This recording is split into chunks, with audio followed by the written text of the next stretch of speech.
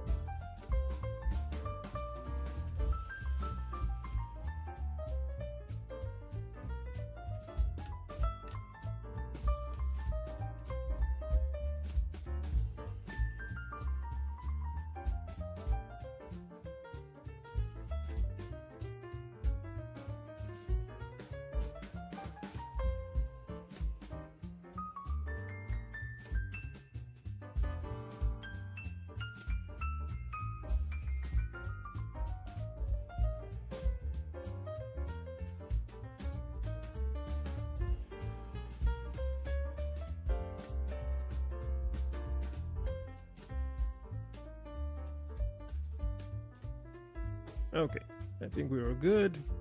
Everything looks good. It's all good. Let's get going.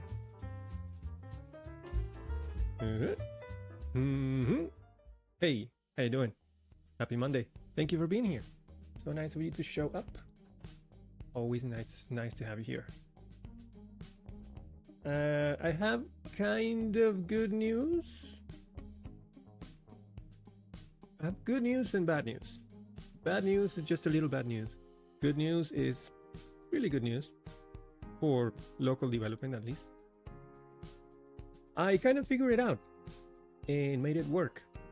And I say kinda because there is a caveat on the way that you don't know what I'm talking about, do you? Okay, so problem was on Friday we installed Laravel Reverb, we configured it out, and OBS is scrapping out. Hold on. Oh no.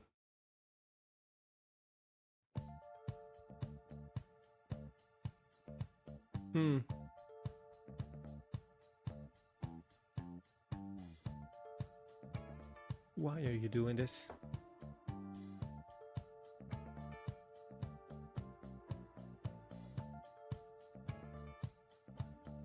Okay, I think it's back. There is a really loud car outside, so if that's coming up, I'm sorry, but I think it's back. Okay, yeah. You know what I'm going to do? Hold on. I'm gonna check things on my network to make sure that I'm not eating it up. Yeah. Let's close this if I can.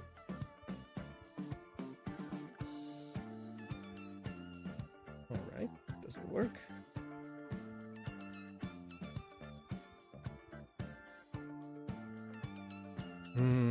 Something's wrong. That's awesome.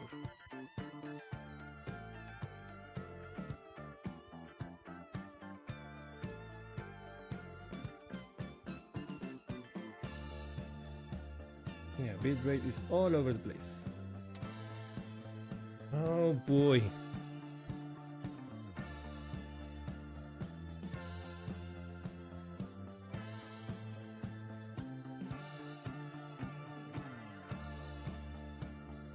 I'm gonna have to restart the live stream, unfortunately.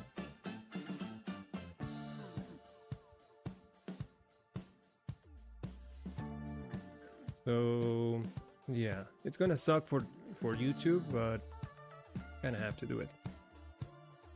It stays nice for a few minutes, and then it drops to the floor. I don't know why. I could close Steam on this side. I don't know why I have it open. Can you let me close Steam, please? Oh, it's just gonna be like that.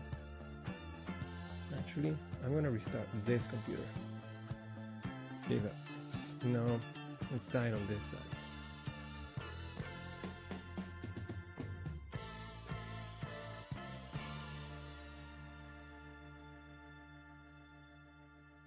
So I'm gonna lose chat for a few minutes. Keeping an eye on OBS on this side because it's like, ooh, I'm going. What is so hard?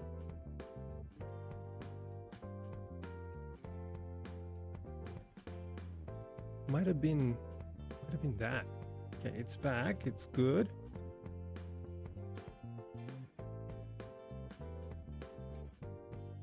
Oh, maybe not. Okay, still.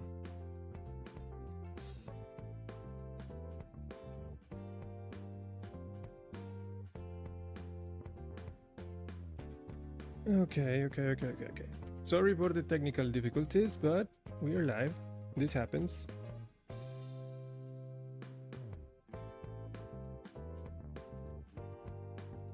Okay. So you're back. Steam is not running. You are 4,000. Nope, it's going to the floor. Gosh darn it.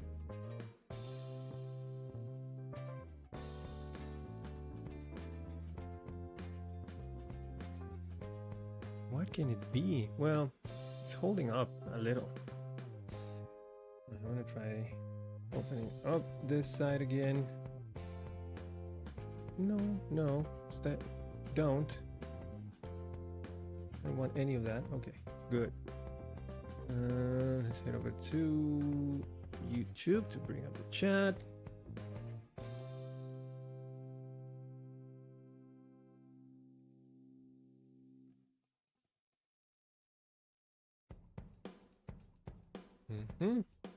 And then Twitch.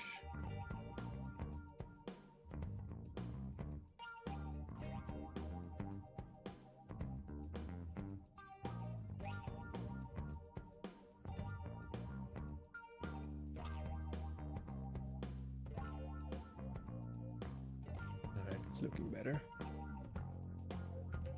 And we are in ads. Doesn't matter, nothing's happening right now.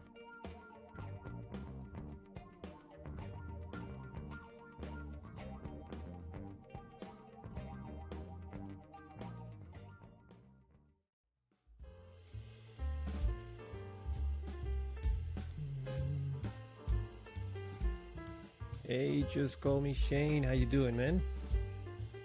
Thank you so much for joining me. How's your Monday going? Just call me Shane. Are you D Shane?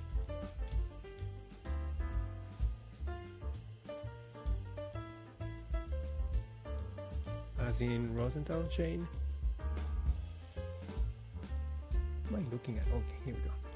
In the flesh. Dude, I need to... Yeah, Laravel 9 in the house. I need to look at those. Are you in the same like team or involvement or people that are showing the showing PHP running natively on iOS? Because I saw the latest one on X or Twitter with Next.js, React Native, and Inertia. Simon Ham? Dude, that's crazy. That is absolutely bananas. We're gonna soon we're gonna have like native apps on phones running PHP. That's super awesome.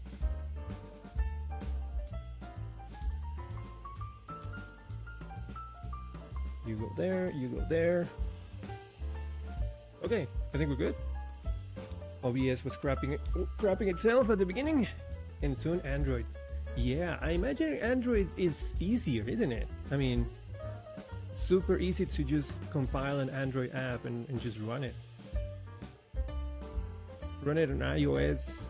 Do you still have to go through Xcode to actually compile the app?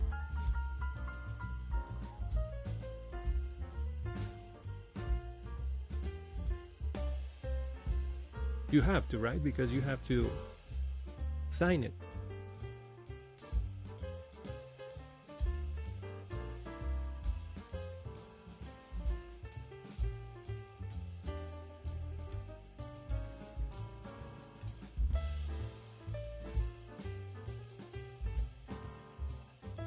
Oh. Create compile PHP interfaces with, oh, that's crazy.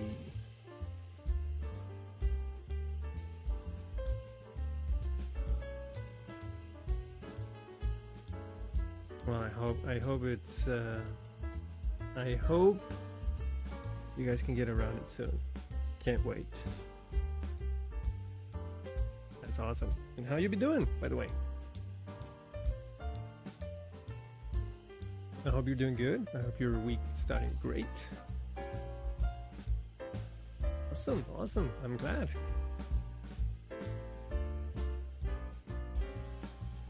Are you still creating YouTube videos, or you're working? You don't have time for all of that? I have, yeah. I started streaming, and I'm about to get back into YouTube. Good, you're missed. Once I started to get like consistently streaming, I realized that I enjoy streaming more than creating videos.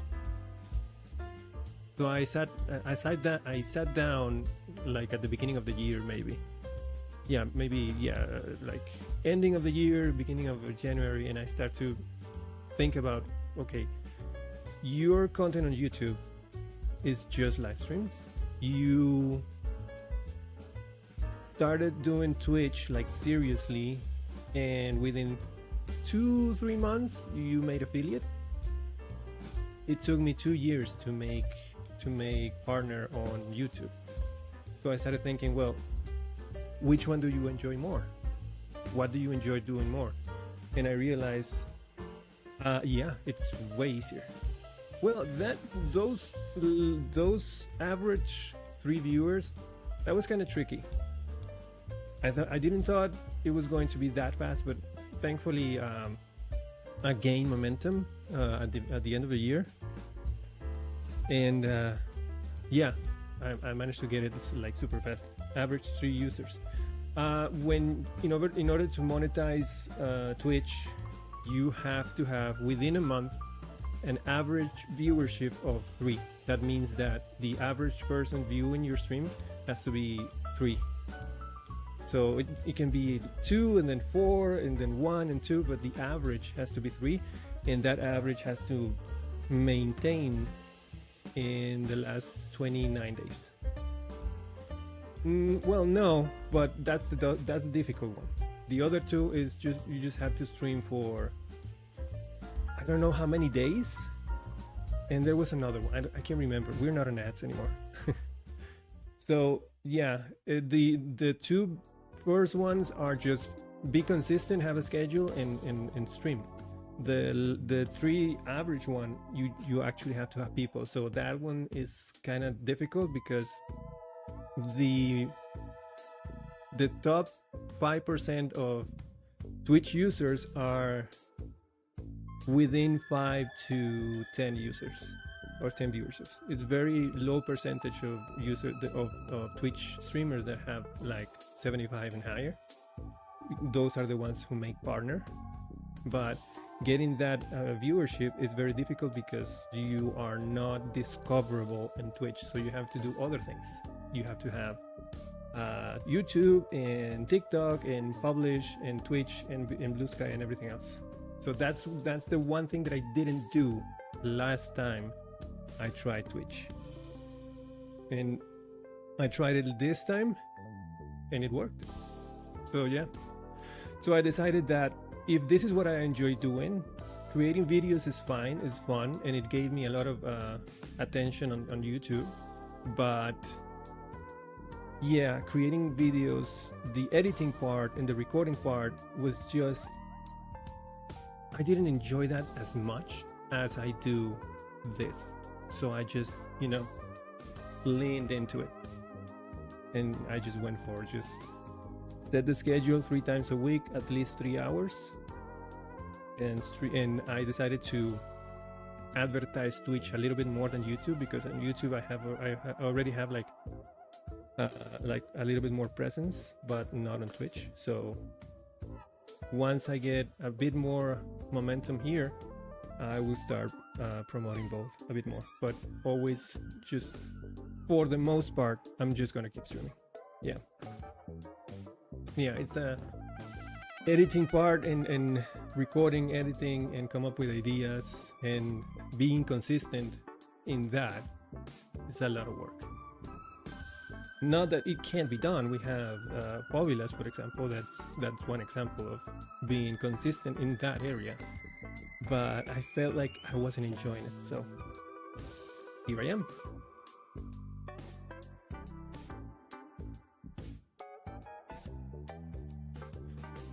And this thing that I was working on, Laravel Reverb. Yeah, no problem, dude. Always happy to talk, to chat. I don't know why, but I have Reverb locally, right? And I installed it, but it wasn't connecting. Oh, thanks so much. I appreciate that. Same thing. I always see your Twitch in there, and I think, oh, I'm glad he's doing okay. I don't know why Laravel Reverb does not like to run on a local environment that is HTTPS. So I have this TTS panel domain local.test, and I was running it with HTTPS using Herd, and it just doesn't connect with Reverb. I removed the HTTPS, I unlocked the site.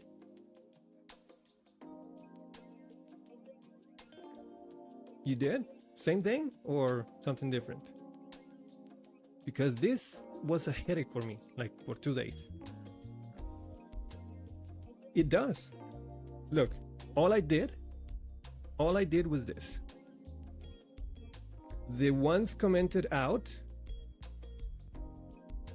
actually this doesn't matter. The host doesn't really matter. I just use the actual local domain. Hey, Pick and Flow, how you doing? So I use the local domain, localhost. I don't know if it does matter or not, but I'm using this one. So the ones, the port in the scheme, the ones that are commented out are the ones that don't work locally, but will work once I deploy with Forge. So all I did was change the port to 8080, change the scheme to HTTP, change the URL to HTTP over here, and then in Herd I just went to sites and unlock it. Click the log icon on the domain and just set it as not secure, and then I start the set. I literally restart Reverb server, restart Vite, and the connection goes through without changing anything else. I'm using a Herd, yes. In fact, if I go here and I do, Vite has to be running. That's one thing that actually threw me off. You can't run Reverb without having Vite running or compiled at least. npm run dev. That's Vite. And I go here and do PHP artisan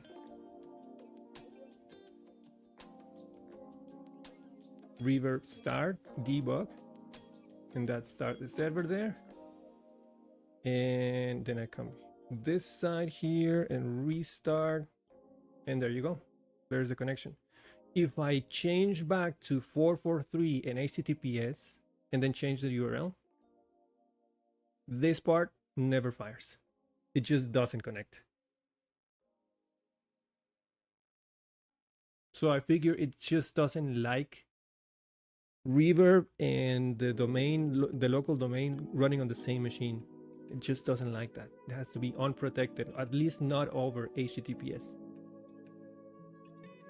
And yeah, you can see the ping, ping, ping, ping, ping.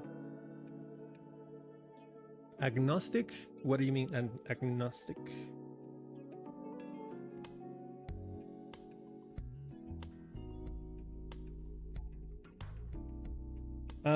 I am using Livewire. So I don't know if that's the question. I'm actually connecting with Livewire. Using this part here.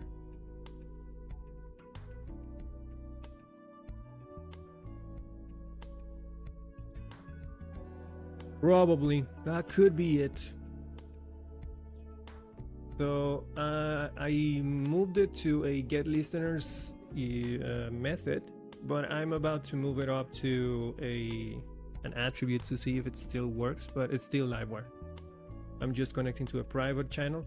That's one thing that I'm gonna test also is the private channel. Actually, it's not doing anything. It's just returning true here. So I'm going to try and switch it to a public channel to see if it still works. It probably still works. But yeah. Also, I had other code here that I want to bring back. Oh, probably won't. I don't know. Are you going to Laravel EU tomorrow? Or is that not even near? No, I'm on the other continent, literally. Wish I could go though. One day I'll go. Yeah.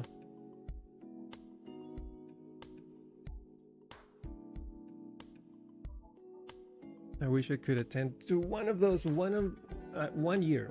I'm just gonna back it up and go to the EU and just go to Laravel.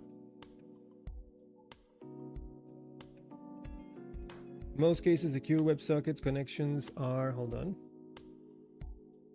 Secure WebSocket connections are handled by the upstream web server before the request is provided to your reverb server. However, it can sometimes be useful, such as during local development, for the reverb server to handle secure connections directly. If you're using Laravel Her secure side feature, or you're using Laravel Valet and run secure commands against your application, you may use Her Valet certificate generate for your to secure your reverb connections. To do so, set the reverb host environment variable to your site's host name. I already did that.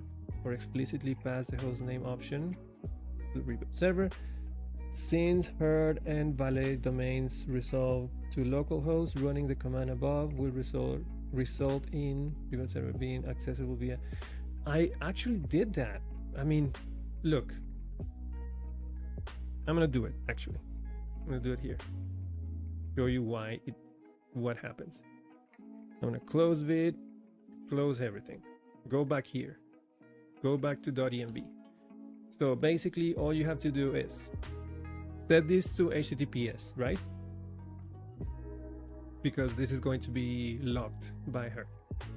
Then head down to the configuration variables, and then the host is going to stay the same. The port, I'm going to switch it up to 443, right? And then the scheme, HTTPS. That's how you would do it in production. And that's what I'm getting here, right?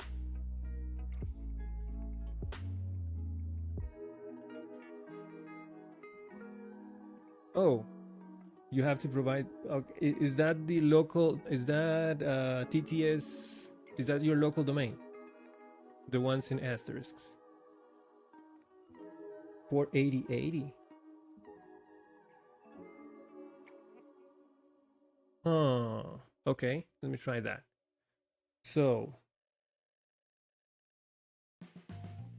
that stays the same. I'm gonna go to herd and then lock this down first. There we go. All right. Yeah, Twitch is a little weird about that. Then, okay, so this is locked. And then I go here, and because Google is just Google. I always hate doing that.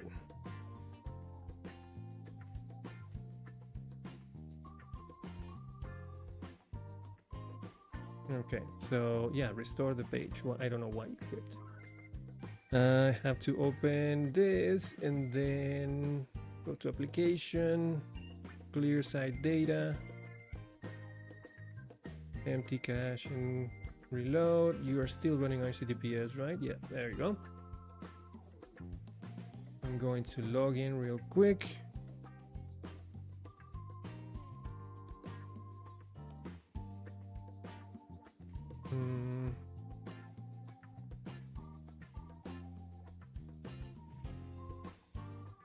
All right, there is no connection. That's okay.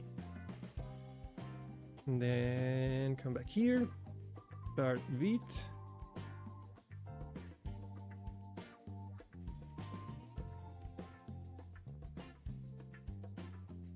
Yeah, it's looking for WSS, right? Because we're running on secure, right? Secure connections. Now the server is not up yet. That's what I'm about to do now. So PHP artisan, reverb start. I'm gonna do debug and then host and TTS panel dot test. And then the port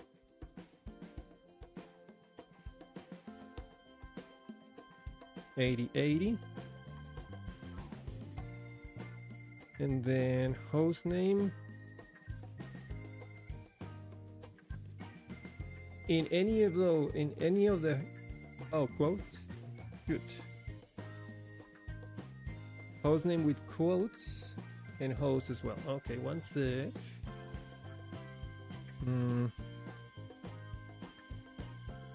Do I have to use HTTPS on any of those? Or just the domain?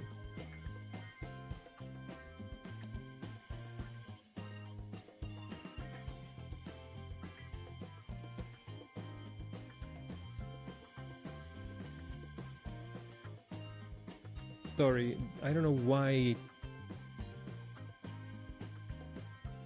Okay, hostname is mine. Yeah, it's the dot. He doesn't like the dot.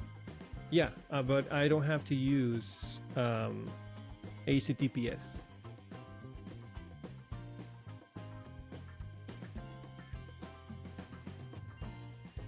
Oh, the host is for OS. Okay. Got it. I don't know if I have to actually provide that because that's the default. That's going to be provided by, never mind, I'll do it anyway.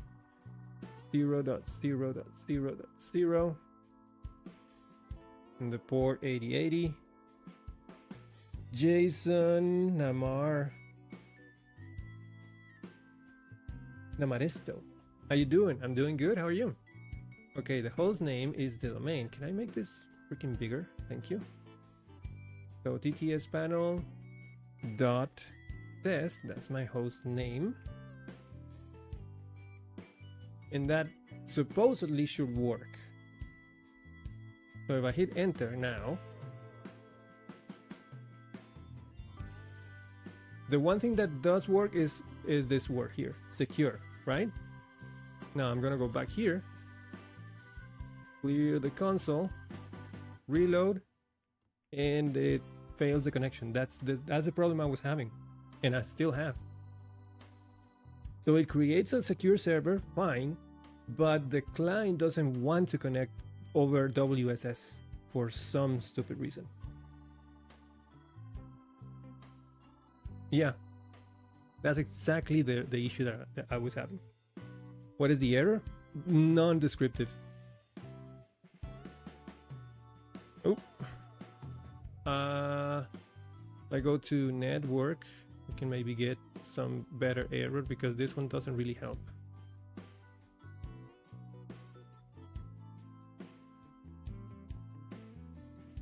Yeah.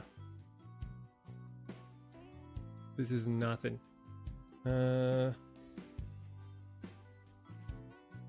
Ooh. And this one doesn't even have an error. I don't know why. It's an empty response. Did you recompile vid? I did not. Let's try that.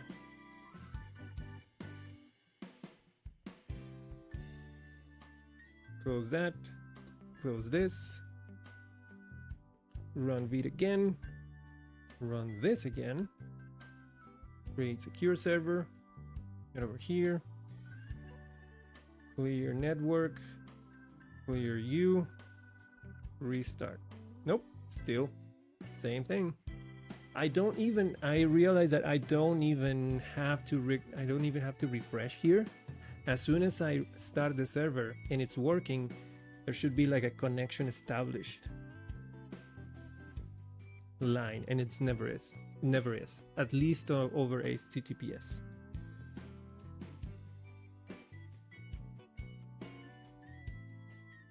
If you use CodeIgniter, it would just work. I don't know what CodeIgniter is. Is that like the herd alternative, or I don't know. But yeah, that was the issue that I was having, and realized I just need but it's not trying to connect to the port. No, it's trying to connect to this. And this part here, the headers, yeah, this is the direction that it's going. I don't know about the port, to be honest.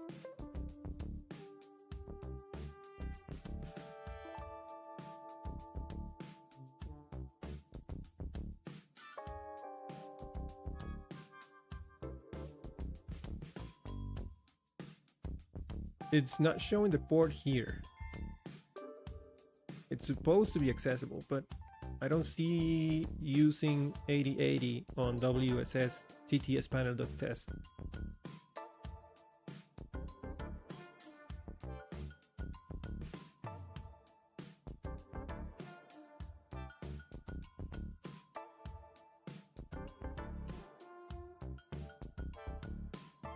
.env, yeah, here.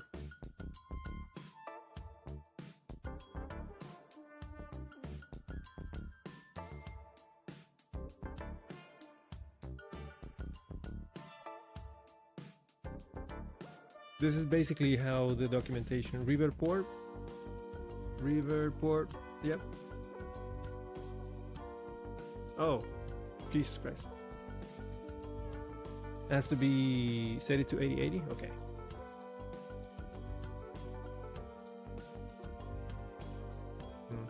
Save that, let's recompile.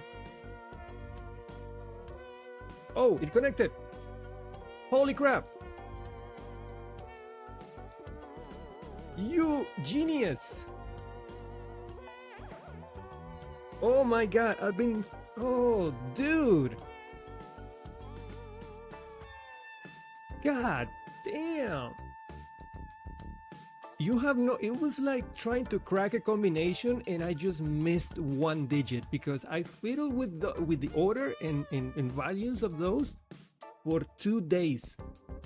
And I never had the right combination until now. Wow. Wow. Thank you so much. You beautiful bastard. Basically, so use this command So hold on. That means that this port here was being overwritten by this port here? No, if I change this to 443, it's going to die. Right? In fact, let me close this, run this command and not use the port on the command line, and just let the value come from the port in the .env, right?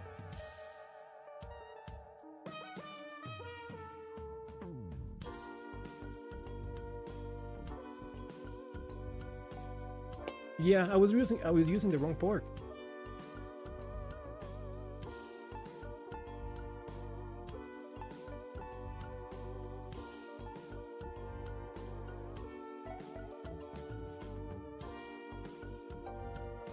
Yeah, what happened if I set it to 443 here? That means that .env should take precedence.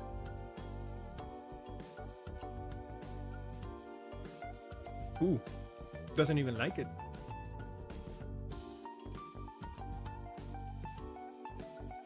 Here it fails right away. I can't set it to 443.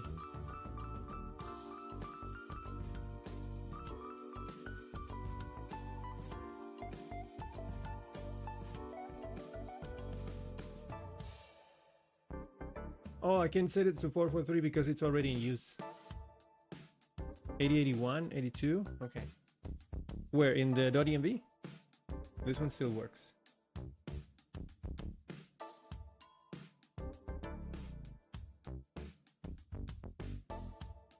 Alright, let's try this. Ooh, cancel this one, please, thank you. Let's set it to 8081 here. And let's see what happens. Let's see which one takes precedence, or either this one or I haven't changed the .env, so I don't need to recompile yet, do I? Let's recompile anyway. Done. So if I run it with 8081 here, but the .env has .8080, this one takes precedence. Okay. And 8081. Oh, I have to change it on the .env, right? Because yeah, got it.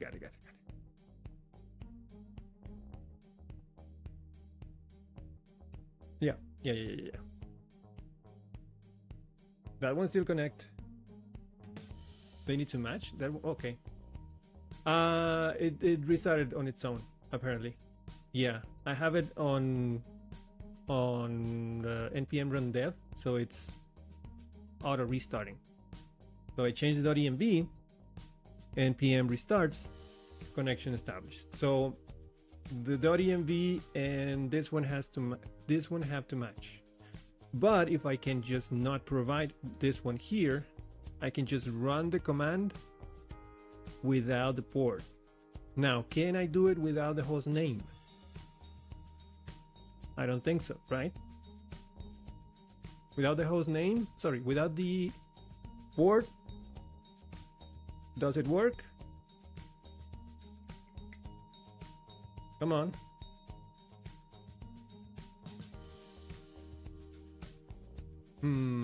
Without the port, it doesn't work. Because it doesn't match here. Okay. See, this is commercials. Ah, crap. Okay.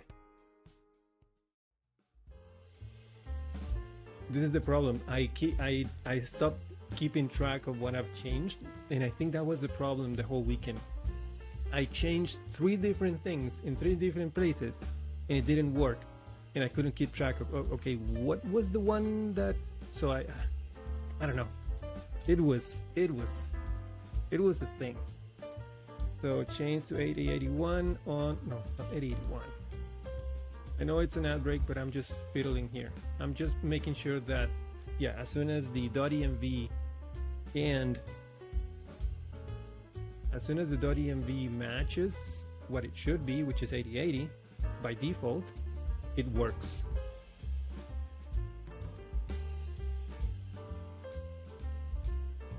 Oh, you're there? Yeah, sorry. We are still, we're, oh, wait, okay, we're back. Sorry about that. So I was saying, as soon as the .env file, can you hear me now? Huh. Can you hear me now? Can you hear me now?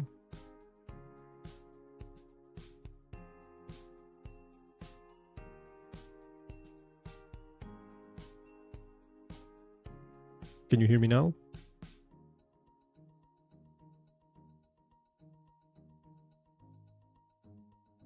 Must be Twitch in your end. Let me type it out.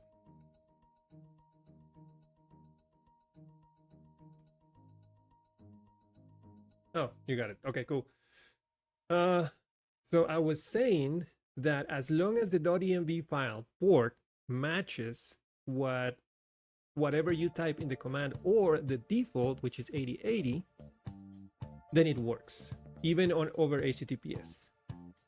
My question is, can I do it without the hostname? Will it work without the hostname? Now, host name is different than host.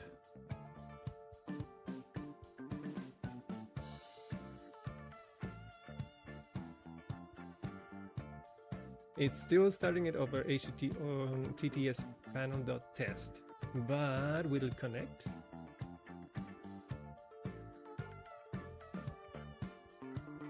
It doesn't. So I do need the host name.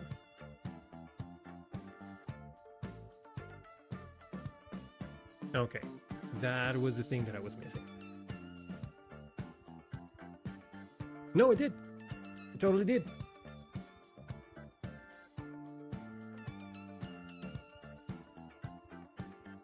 To do so, set the reverb host environment variable to your site host name, explicit path host name. Yeah, look, subscribed. I guess it's just taking the app URL as the host name somehow.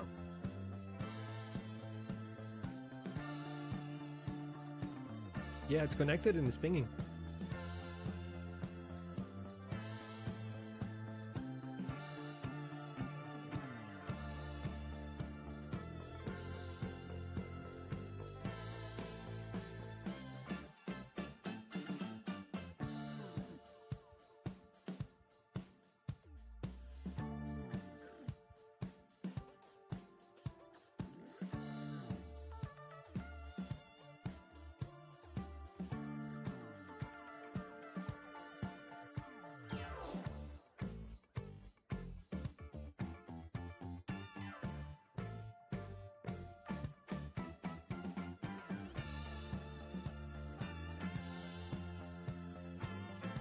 It doesn't look.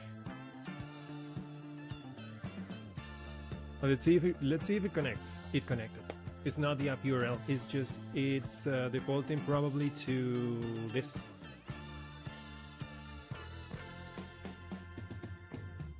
Yeah, I am setting that one. I think that I should have said that there is another Reverb host name setting. There is Reverb host and there is Reverb server host, sorry. And I was trying to fiddle with that one too, but that one just takes an IP address because that's where the Reverb server runs, and that doesn't take a domain. Yeah, that was the only thing. Reverb port. I have no idea why I never got that to click ever. Wow. Well, let's do it live. The only thing that you needed to change is the port, and everything worked. Oh, cool, dude. Let me know how it goes. That's awesome. And I broke my chair. Uh-oh.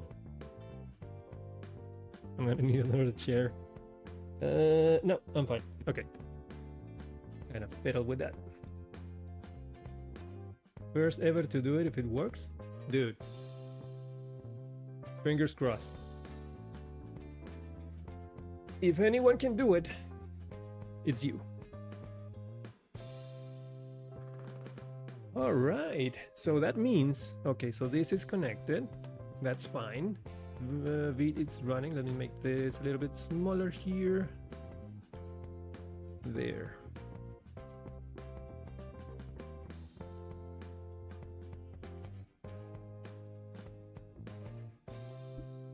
Join me, join me. And if you start streaming, I'm actually in a channel group with Nuno, Leah Codes. Oh dear God.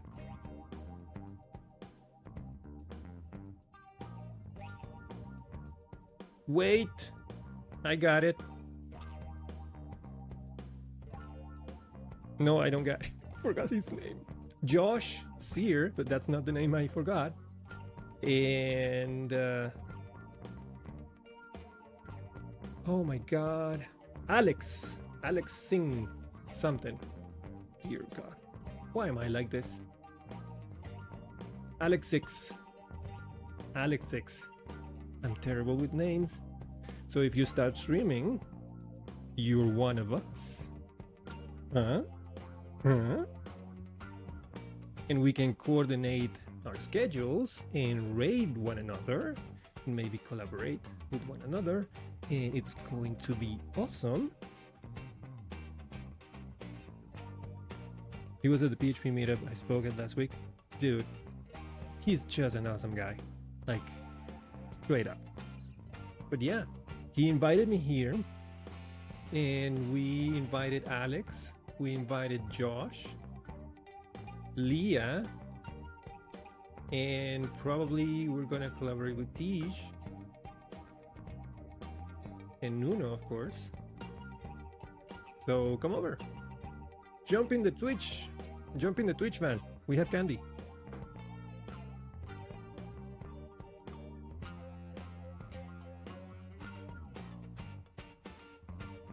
Once you're in, we can just add you to the group.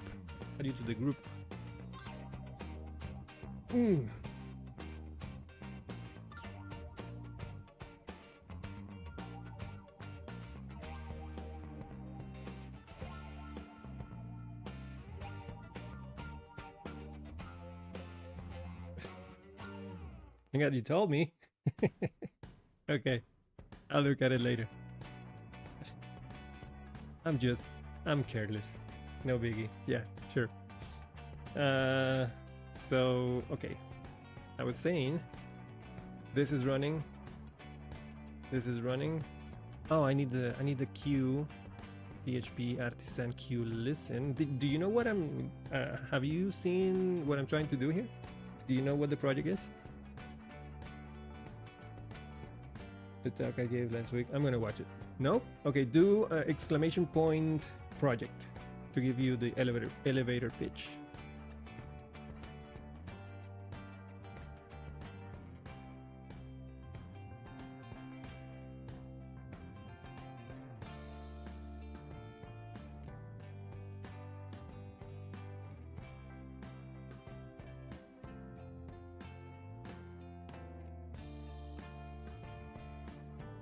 Is it working still? Yeah, basically, let's see if it's still working. tts.tutor1902.com.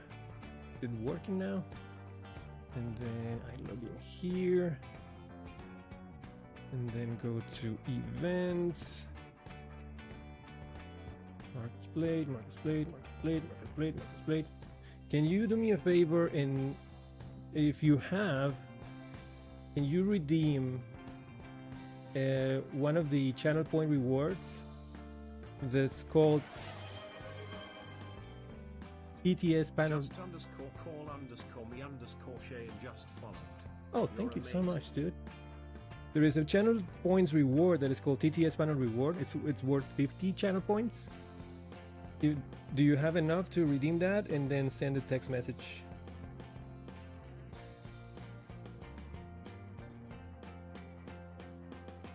You may not have.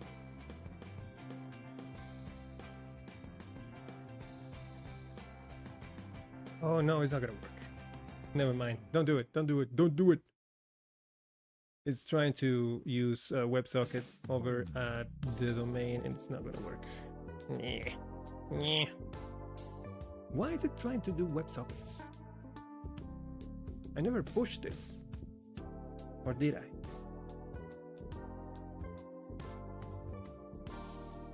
Gosh darn it. Anyway, the idea is that later on, if you redeem, I don't know, 100 bits, it's going to take that event, lay it over to a webhook in Laravel using Twitch API.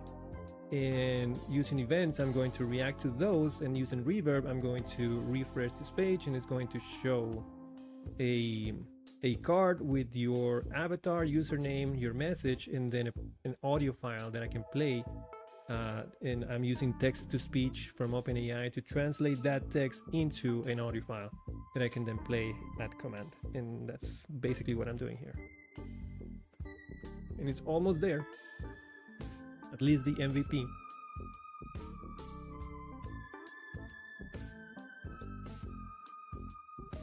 Yeah. After that, I have the idea of trying to integrate that with the Stream Deck. Maybe push a button, send a GET request to a server, protect that with Sanctum, raise another event, and then play that audio file. Play the latest audio file automatically, so I can just play audio files with my Stream Deck using just one button without having to go back to the website and check the queue. And later on, if all of that goes well, I'm gonna try and create my own OBS overlay, which technically it's just a website that is running on a dock or a browser overlay. Is just a URL that is always running and always visible in OBS, and I can still use reverb in the Stream Deck to trigger something on that overlay. Maybe just pop over the card with a message when I press the button. So a lot of ideas, and I just have to keep going.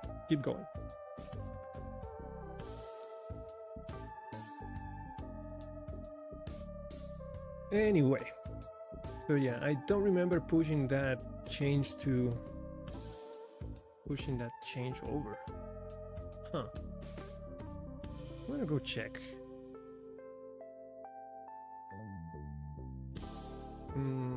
GitHub. Jeez, if I can type .com 1902 PTS panel. What was the last thing I merged? Pull requests. Closed. Yeah. But it was just a fresh installation. I didn't change anything on the client, did I? Yeah, no.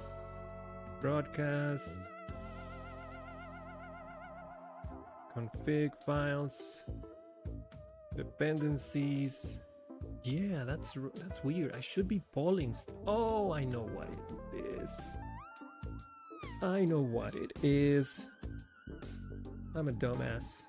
I'm filtering by this. Should be filtering by this. There it is. It is polling, so it wouldn't work. Let me do it myself, just to be sure. Whoop.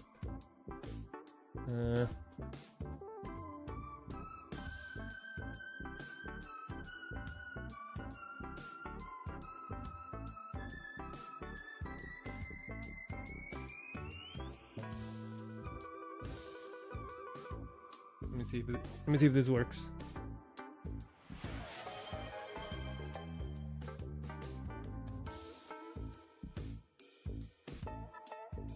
So that was a redemption in Twitch.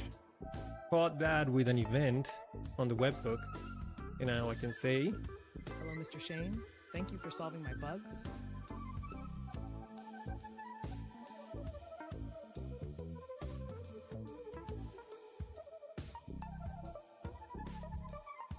And I want to give this a little bit more design, because this is literally an audio HTML tag just rendered in Google. It looks nice, but I don't know how it looks on other browsers. So I want to try and turn this into maybe a web component that I can control with Livewire.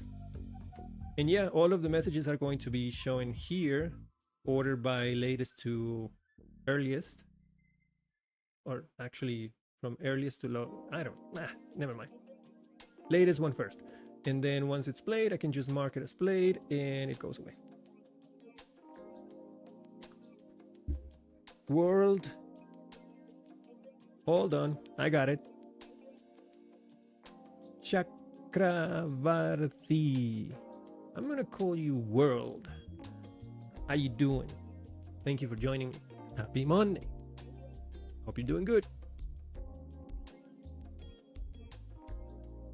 Okay, so the other thing I want to, since that is good, the other thing that I want to put on the reverb is on the profile. I have a section here where you can click a button to actually subscribe your Twitch account that you already authenticated. This here is that's my Twitch avatar.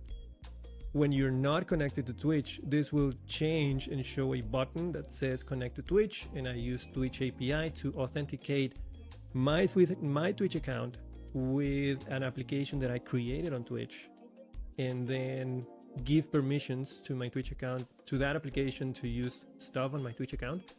And then I can get the user avatar, and that stays there. And then you can click a button here to subscribe to one specific event on Twitch, and then start receiving notifications on a webhook. But that button is not reactive. So I want to change that so that when I click the button and it disappears and it stays and it says awaiting notification or awaiting validation, once that validation comes in through the webhook, because Twitch is the one calling that, once that happens, then I'm going to use Reverb to change this message to what it is right now. Let's get that done.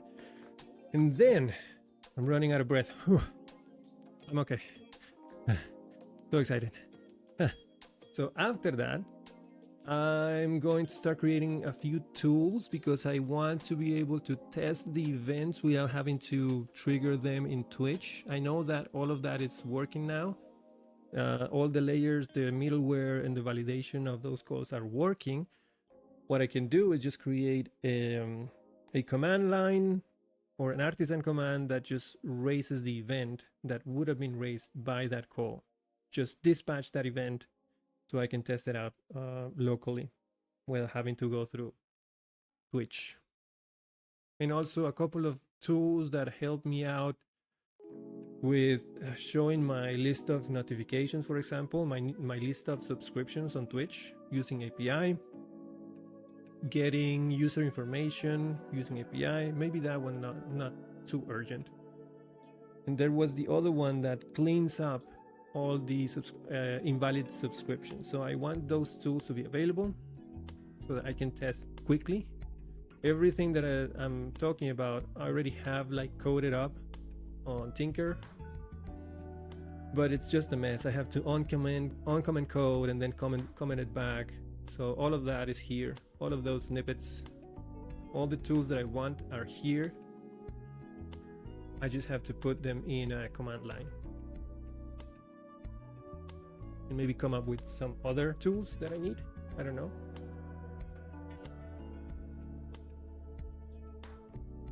And then once we're done with that, we can push that. And what is the next thing that we have to do?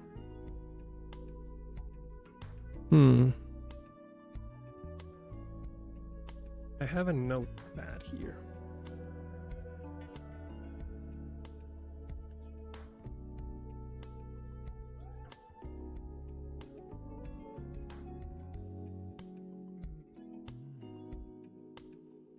This is done already. This is how I get the user avatar and the user nickname to show on the card.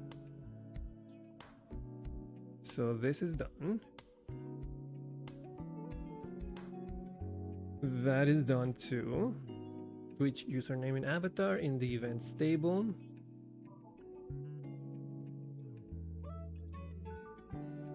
Create the update event in... Okay, maybe we can... I'm gonna run a few tests now that this is working. But let's wait. Fix create an update event. Create the event in the show Twitch events component. Oh, this is done too. This is done too. I had the show events page is a full page Livewire component, and the card that's showing with the message, it's another component. So I have them nested. I have them nested, but the button on the card was not working properly because it was not it was missing a trigger or a key in the component. I pushed the button and it had to wait until the next poll in the parent to refresh. So instead I moved the update of the event that marked said as played. I moved that method over to the full page component, the parent, and from the child I just call the parent method basically. So when the parent method is called, I have a computed property there that refreshes all of the list events so that it doesn't have to wait for the next poll. And we're going to get rid of polling with the next pull request now that reverb is working. So this is done.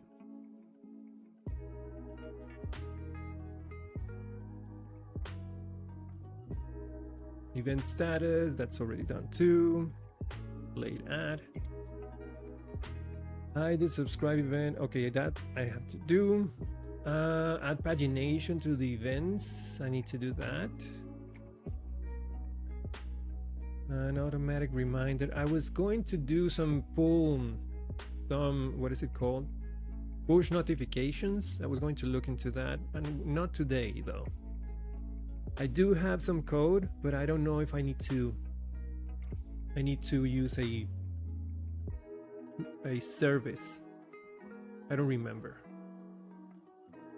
Just so that whenever there is an event, a new message on the queue, maybe I could get a you got it working?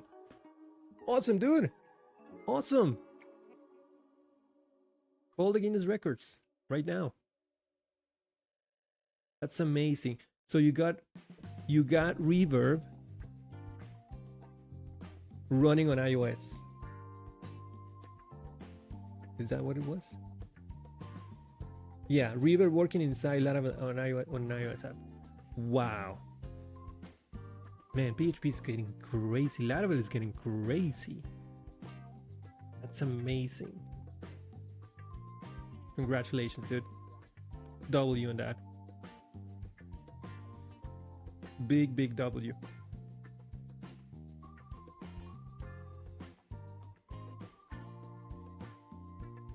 So yeah, maybe use push notifications on a web page so that I can see like one of those native notifications on the corner whenever there is a new message, or an automatic reminder. But this is I'm going to remove this one. This one I don't want. Push notifications could be the way.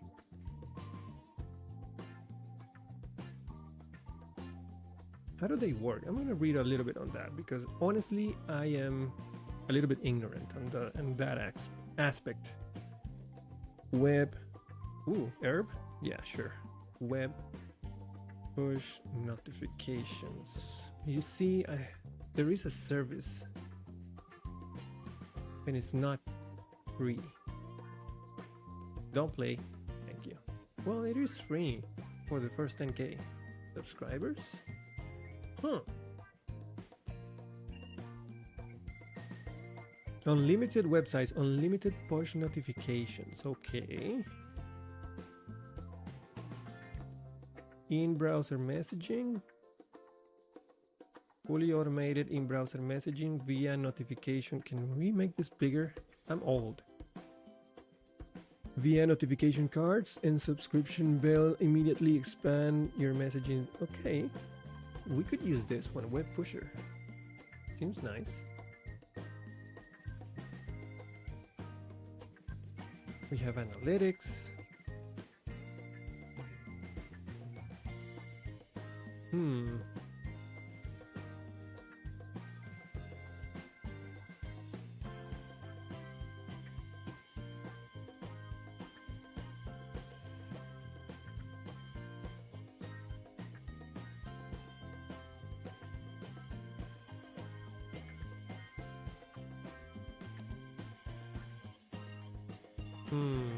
Well, I don't need any of this.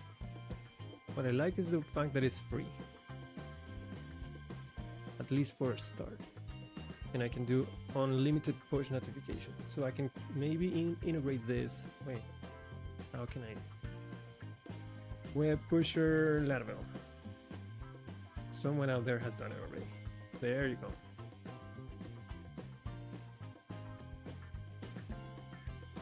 Yeah, there it is. I can just look into one of those. Web push notifications, channels for Laravel. Who did this? Oh, there is an ooh. Makes it easy to send push notifications with Laravel. Just require first add a notification channels. Web push has push subscriptions straight to the user model. Publish the migrations, run the migrations, publish the config file, generate a vapid keys required for browser authentication. Okay, this command will set vapid public key and vapid private key. Is that the service, vapid? What is vapid? Are we in ads? We're in ads. We wait for ads. We always wait for ads.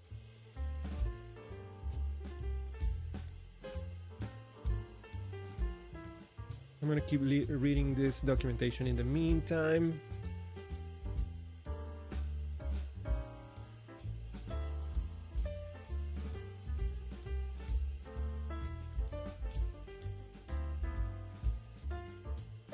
What's vapid?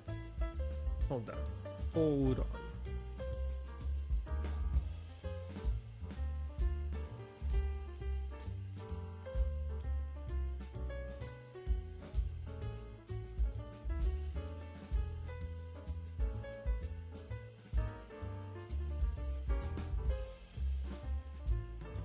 Okay, an application server can voluntarily identify itself to a push service using the described technique.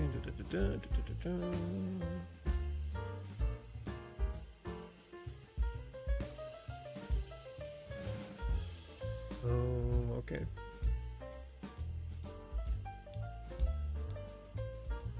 Got it.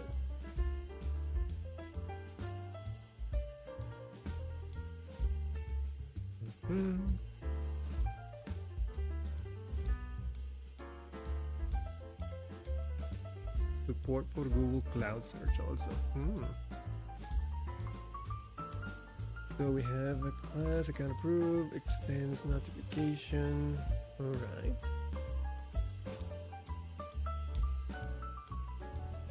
And then we have it to web push.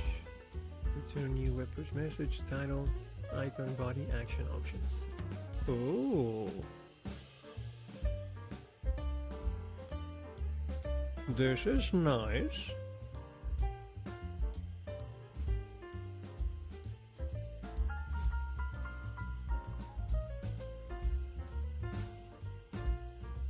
We have 10 more seconds of ads.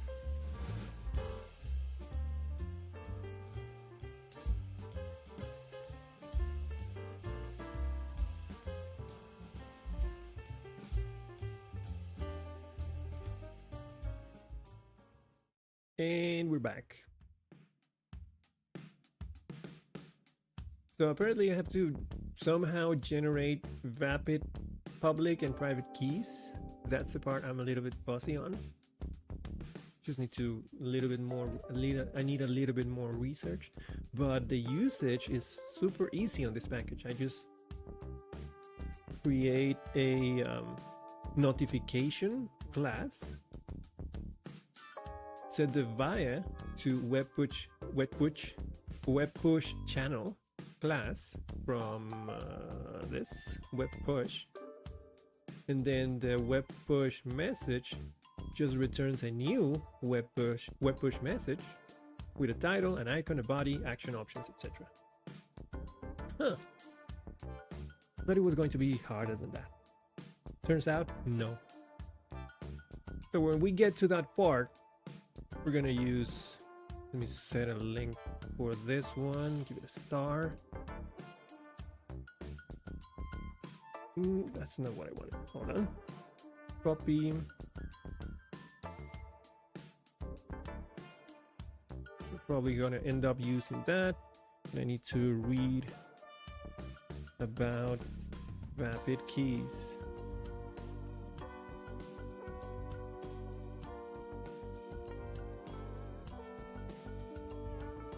Let's knock this down before I push all of the changes that I have right now. Which are how many, by the way? Close this. Oh, I can delete this one. Oop. Oop. And oop.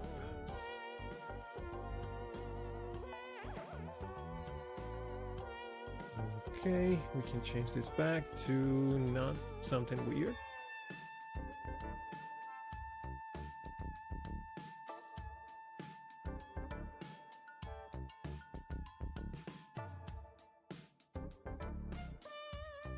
I'm gonna try something out before we move on.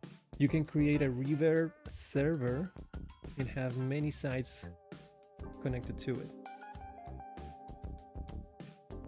Yes, I already have one, actually. I have one. I have one.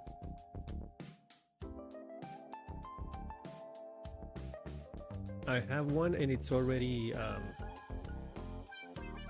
running. Wait, where is it? Servers, where is the demons? Show me the demon. There it is. I have a reverb server already running, and it's running on a separate domain. Yes, super easy, barely an inconvenience. With the toggle, yeah. That's why the last merge was just the installation, because I needed the package to be in so that the toggle would show up. And yet I just toggled it and then configure. I think there was one thing that I needed to do in sites, BTS. Was it in deployments? Yeah, you have to add this. Yeah, you only need to have a blank installation on your project, and then the toggle shows up. And then you add this to your deployment so that the reverb server restarts. I created an extra domain.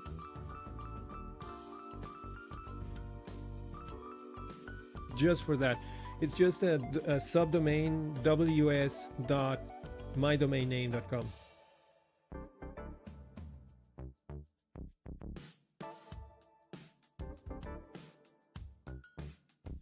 And I think once I did that, I just had to go to environment and then head over to the reverb part. And yeah, just set that domain here. The port is 443 according to the documentation, because it's not local. And then the scheme HTTPS, and that's it.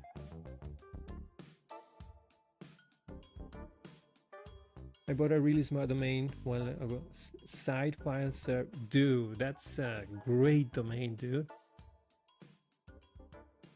How much is that worth right now? Have you checked? How much is that domain worth? Like if someone wanted to buy it from you. Probably 0? No, that's a good domain. Hold on.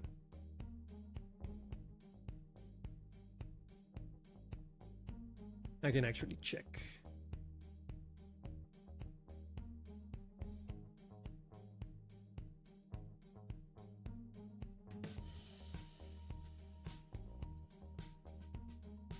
How do I do that? Encuentro dominio nuevo. Site file server.com.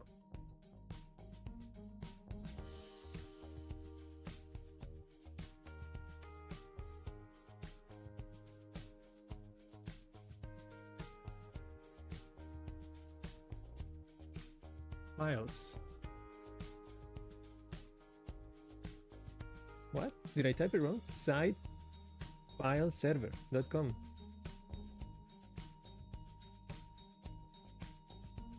Site file server.com. Is that not the one?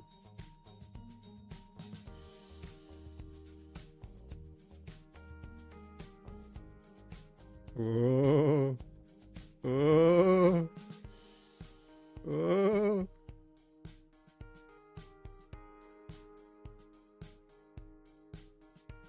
Hurry up, dude. You can get it for 1 cent.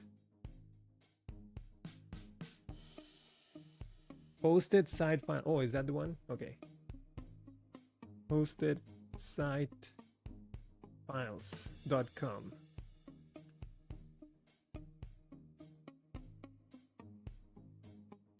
Who's that?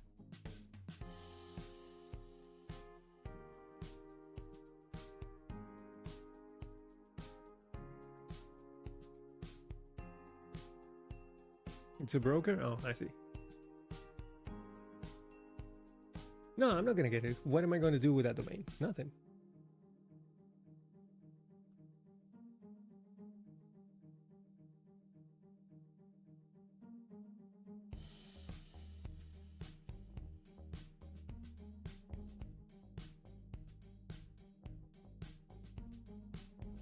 My hosted web is the other one. My hosted web.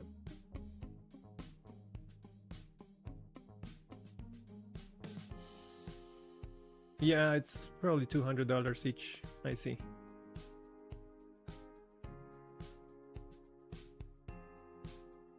I have Reaver and I'm about to set it up. Cool. Cool. Should I get this one? Somehow? I don't know what am I going to do with this one.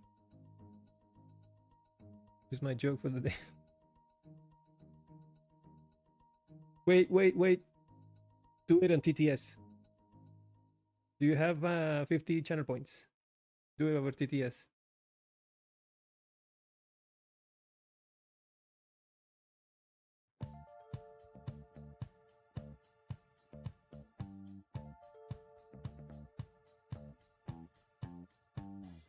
Oh, you see over there down in the chat, there is like a little bubble. One is the triangle for bits, and the other one is like a circle for channel points. Do you have like 50?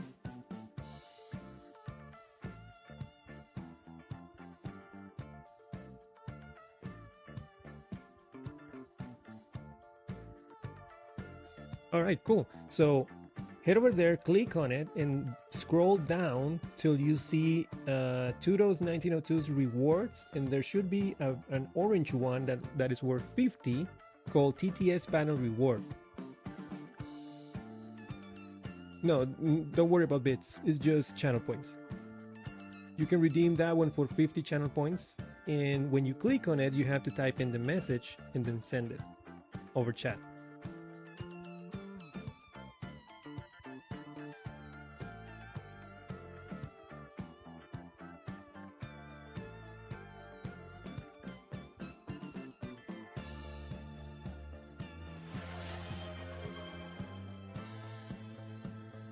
Wait. I love to say mucho to my Spanish-speaking friends. It means a lot to them.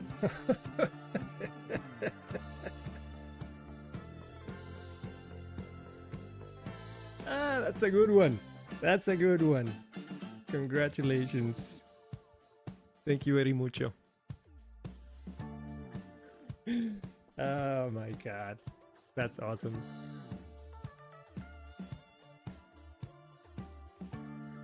And played.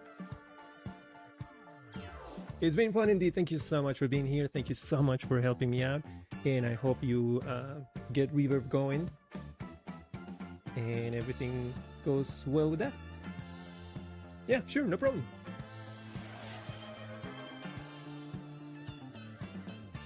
Oh, another one. Hi. Hi.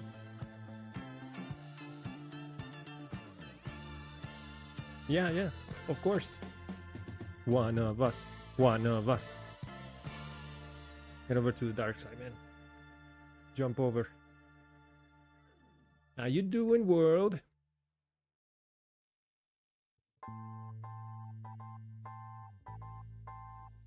Should we do the next project?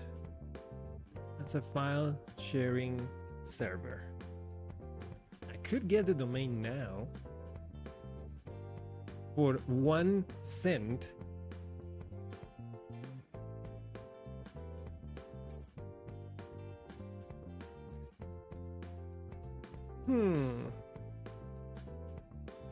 You know what? If it's okay with Shane, I'm gonna get it.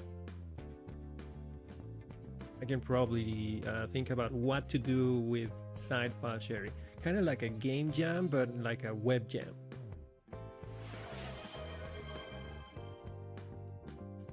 Oh?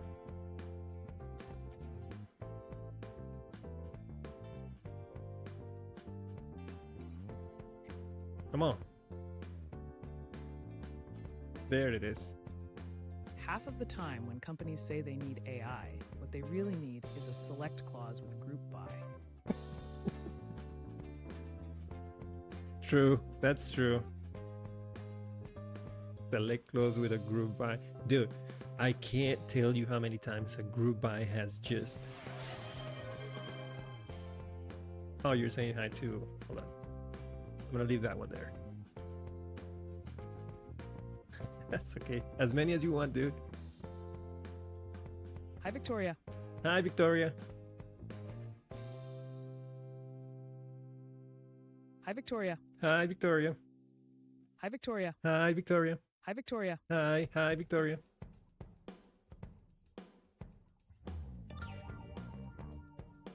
Group buys are my kryptonite, by the way.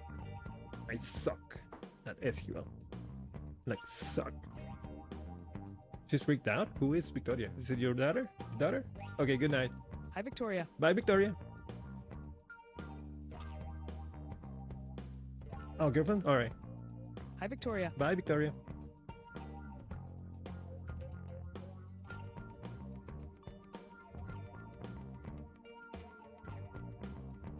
Alright. Marcus plate. Marcus plate. This is fun. So much fun. Forgot what I was doing. I'm just gonna take this 1 degree up because I can't feel my fingers. That's good. Okay, alright. Yeah, I'm gonna give myself from now, and I have 3 years to make the next project be about file server sharing for sites. Huh. Yeah.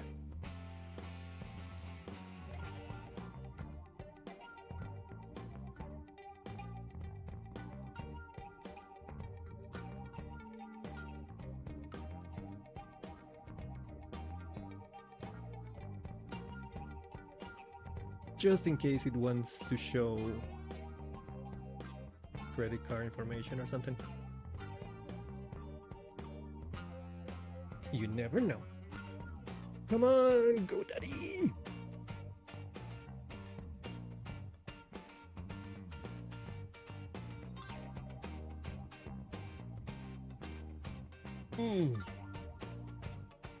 How does the API work? For example, for Kick, why is everyone begging for it? I don't know about Kick, honestly. I don't even watch anything on Kick. But, hold on, give me a sec. Nope, sin protección. No se el mundo, incluido, okay. Sure, no thank you. And they try to really upsell you on this. Just the domain, 1 cent, you promised. Oh, come on. That's stupid.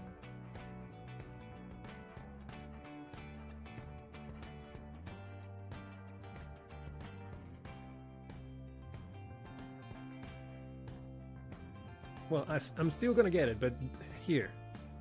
It said 1 cent for the first year. Was it 1 cent a month? Ah, that's what it is. Oh, sorry, not showing. It's actually $43.99 for 3 years. Ah, that's sneaky. I'm just gonna get it for 1 year though.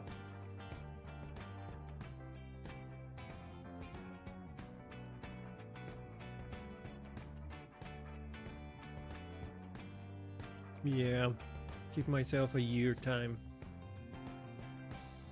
And then that's 11 for the first year and then $21.99 for the next one. Yeah, that's good. I'm gonna pixelate that again. And then PayPal or no? I'm trying no. Oh, I only have that one. Okay, cool. Yeah, that's good. That's good. That's actually after $12 after tax. Ugh, hate taxes.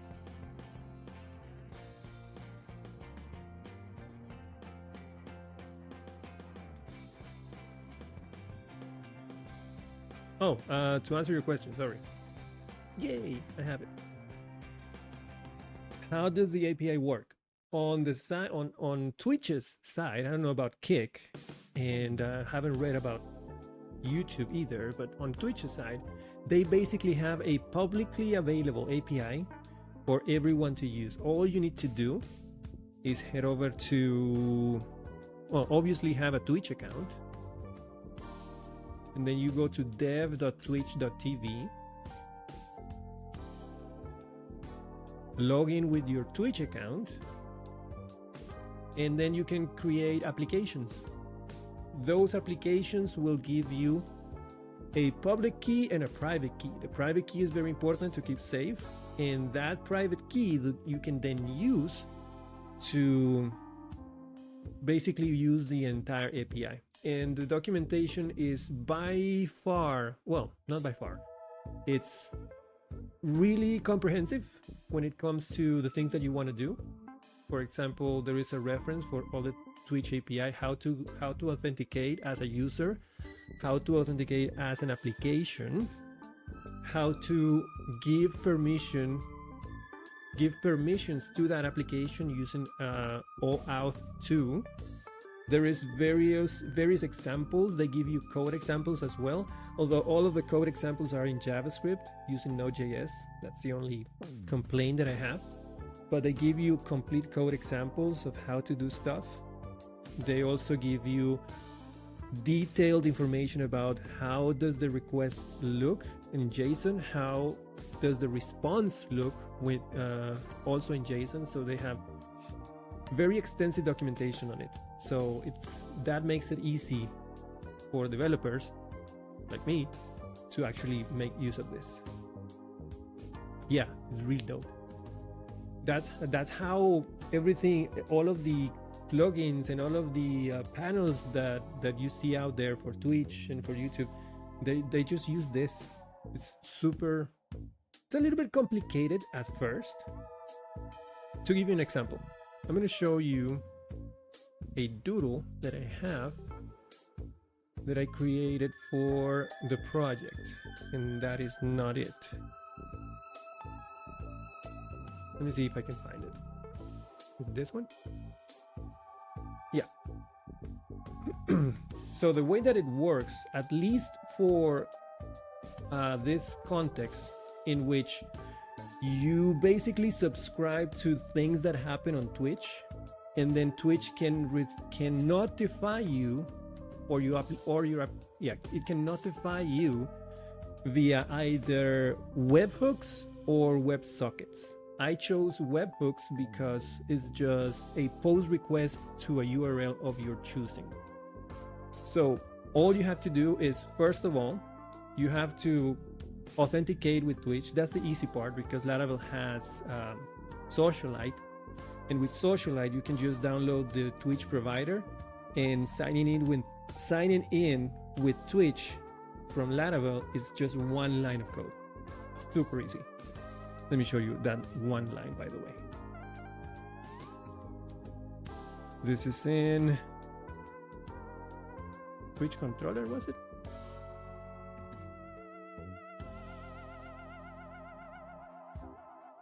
Yeah. Using just this line, you can basically authenticate with Twitch, and when you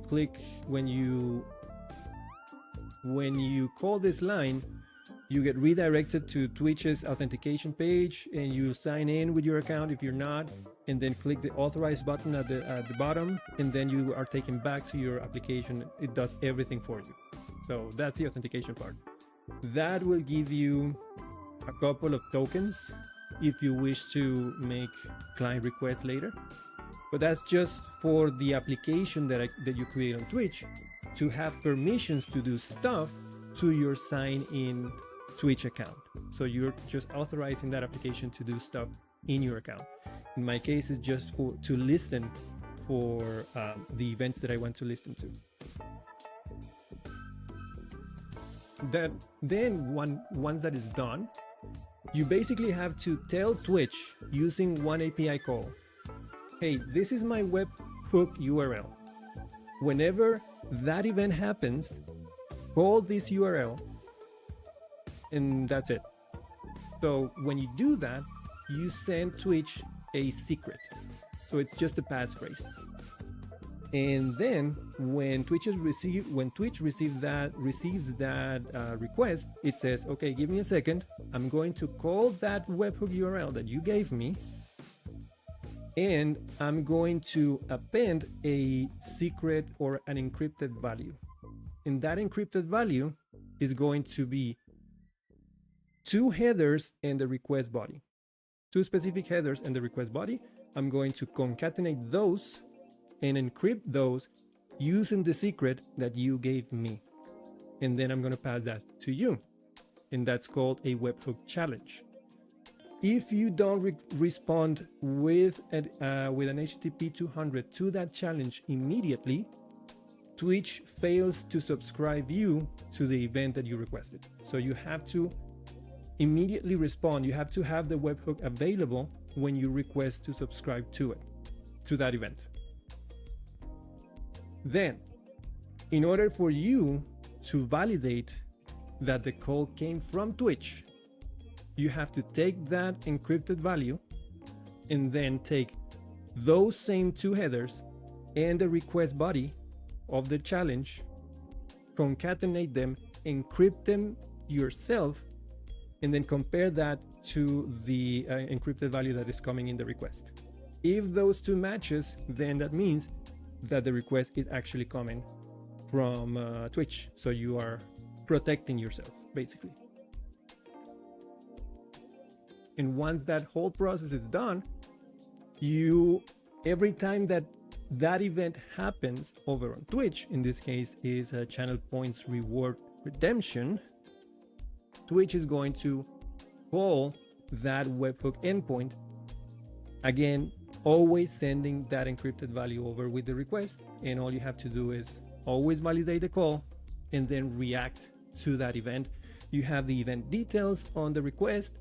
In this case, I only need the text that comes with the event and also the account ID that comes with the event, the account ID of the person that redeemed. I can then use that account ID to make another call to Twitch and ask for the account information, nickname, and avatar. And I can append those and store everything in the database. And from there on, it's just Laravel stuff. Raising an event so that I can respond quickly and not have to worry about database transactions or anything. I just send an event to the queue and let the queue worker handle it. Once the event is handled, I then text the message and then send it over to OpenAI. And OpenAI, using another publicly available API, will then give me the audio version of that message, store that on disk. Oh, that's a good idea. File share server. Store that on disk and then show the message in the queue, in the UI. And then I can just play that. So it's a little convoluted at first, but as long as you tackle everything one bit at a time, it actually ends up pretty easy.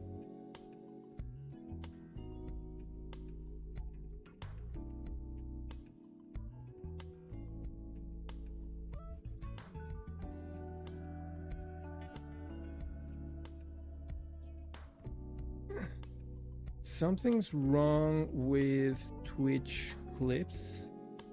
For some reason, I can't create any more clips. And I think it's because I have too many. At some point, I'm gonna have to go through those and start making shorts. But man, oh man, I need 25 hours a day. Okay, we're gonna go to ads in like 10 seconds, and I need water. So I'm gonna take a break, go grab water, use the bathroom, and I'll be right back.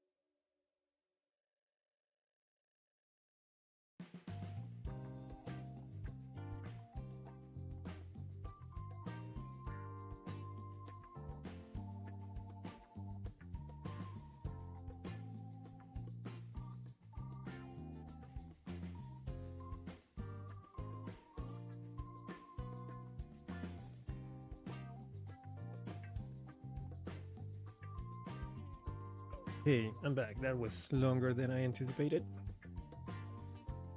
Had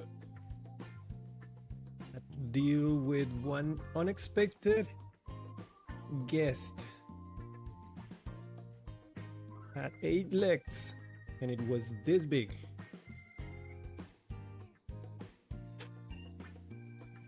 I politely evicted it, and it's now free in the wild. But God almighty, scared the shit out of me. Yeah, it was a spider. It was a spider. There's nothing worse than a spider when you're taking... There's nothing worse than seeing a spider when you're taking a piss. Like, what do you do first? I have to deal with that, but I have to deal with this first. So...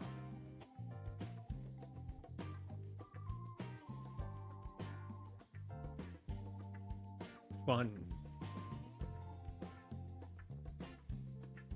Okie dokes. All right, let's work on that button now.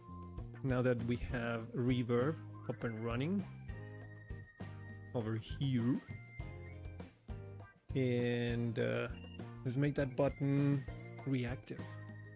So, oh no, before I do that, I want to test something. Over in Show Twitch events.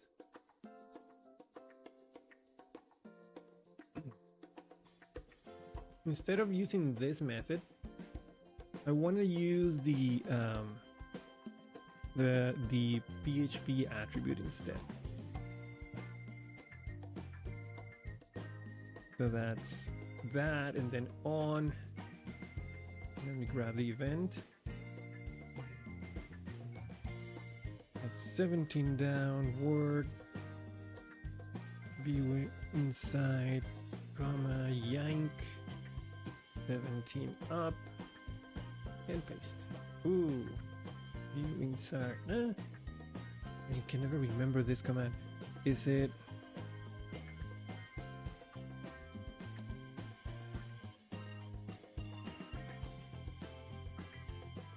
Hold on. I think I remember.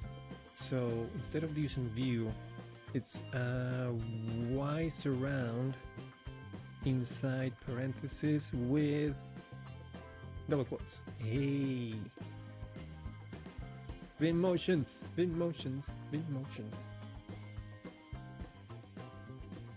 So I want to use that instead of the get listeners. And by the way, why is this commented out?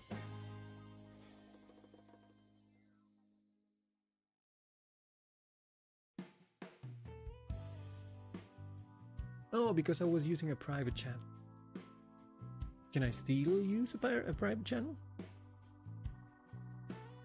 I'm gonna try it. First of all, switch to that. I mean, not a private channel, an authenticated channel, actually. So that, I'm gonna leave that. Oh, no, you can stay. Comment.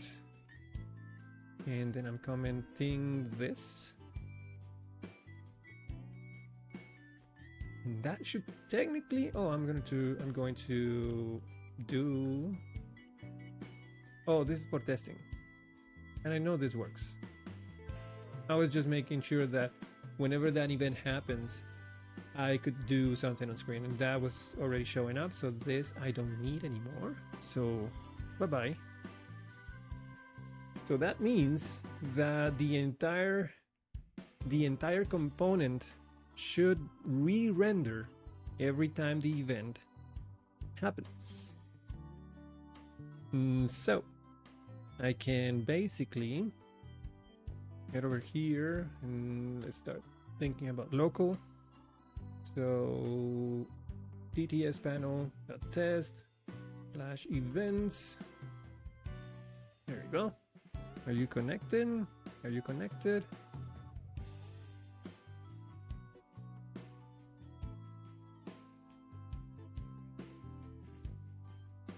Yes, we are good. And I have over here in Tinker this line that allows me to basically raise that event without having to head over to Twitch and resubscribe to an event using the public, you know, going through the whole process. Now I just need to test that the raised event will be listened by Reverb. So I can just do, is there anything else commented out? I need a command line for this too. I just run that. That's good. Check the, oh, there's an error. What's the problem here? Running and done. Oh no, that was just what I was updating. So running done. And then I can go here. Did you listen for that or no?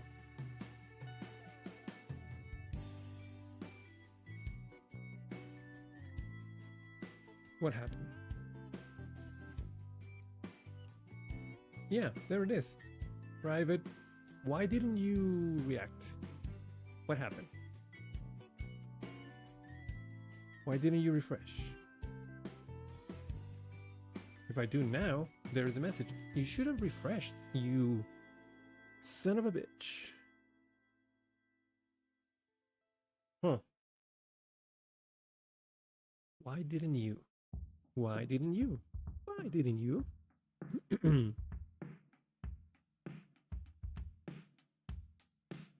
All right, let's try that again.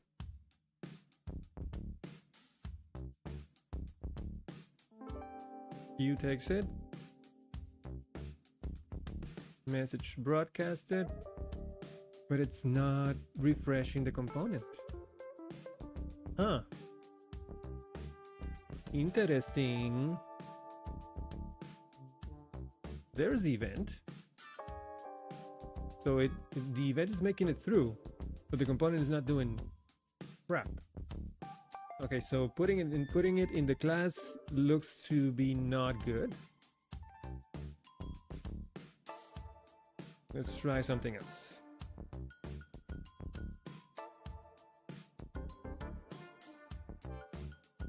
How about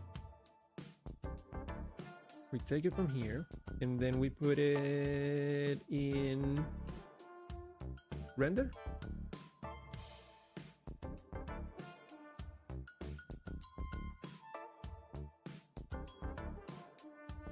I did import that on, right? I did.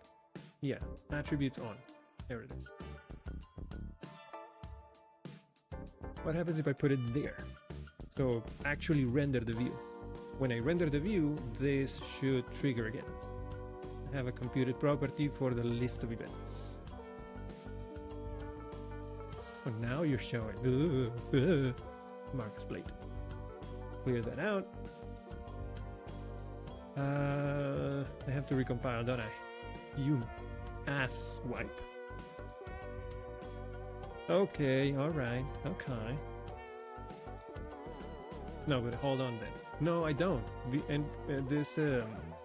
Hold on. I'm all over the place. This reloaded, so it's not that I have to recompile. All the assets were recompiled already. So, okay. Now that this is here, let's head over to Tinkerwell and do it again.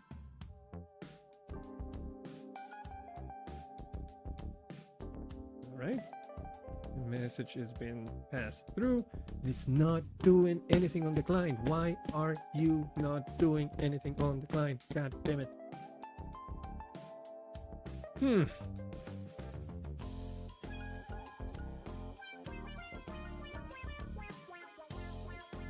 Okay. New plan. Heading back to what it worked. What it was working. Which is not do this and instead do it with... Did I delete the whole thing? Alright, going back. Control. Is it you? You. That's it? Oh, come on. Oh, yeah, here it is. Get listeners. Got it. So let's do that. But on Twitch event received, I'm going to what?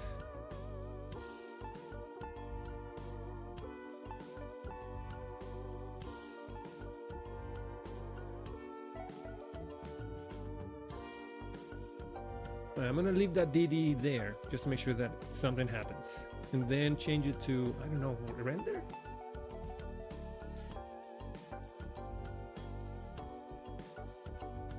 No.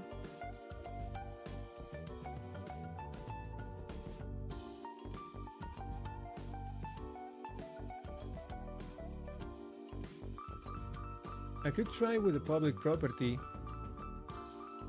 or not even a public property, maybe a protected one for the list of events, and then return that from the computed property and also update that once the event is received.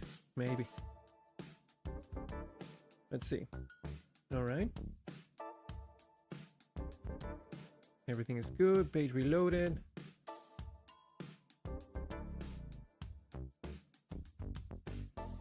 Okay, so let's head over to Tinker. I'm gonna keep this one. I'm gonna keep this one open, and then head over to Tinkerwell. Raise that event. Q picks it up, and there it is. So it's working. I just needed to actually make it work. All right, so now let's head over to here, and instead of doing that, what do we do? What do we do?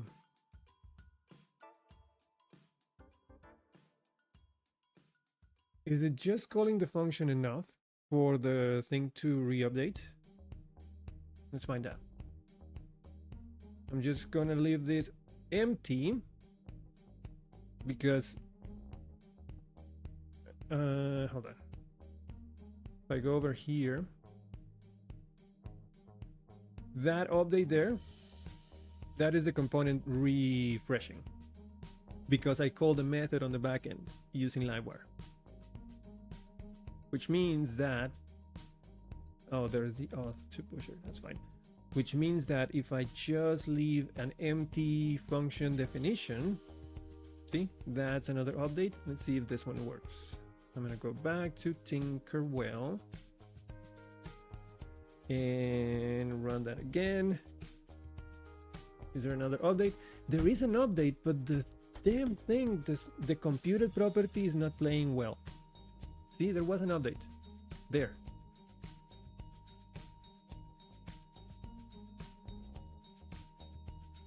Is it the computer property? Oh, is the computer property running again? I'm gonna try that. I want to make sure. Is the computed property rerunning? So I'm gonna do DD here. Refresh. Right? Okay. Save that. Get over here. Ugh. That's not good. That's not good. That's not gonna work. Okay.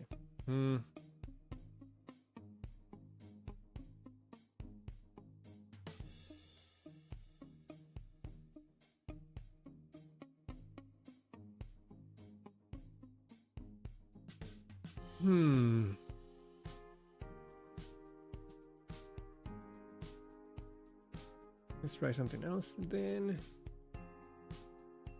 How about log info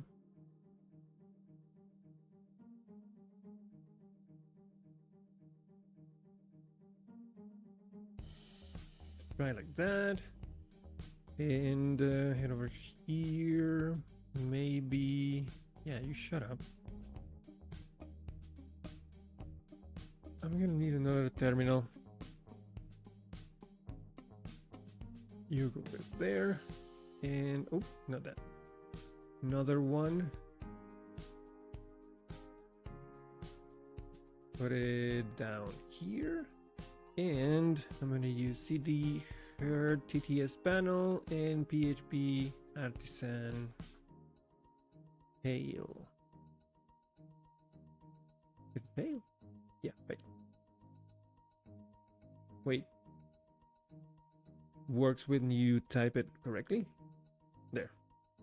Let's see if this works. So over here, reload. Okay, refresh event list. You shut up.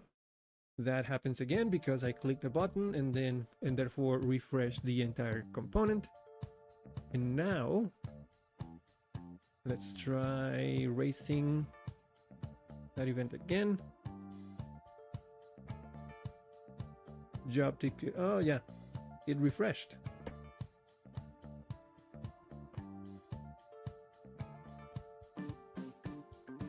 There was an update. Computed properties should have run, but nothing shows up.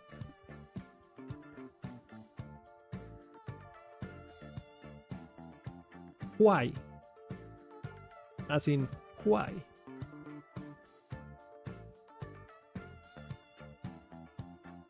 This is so stupid. Hold on. Raise another one.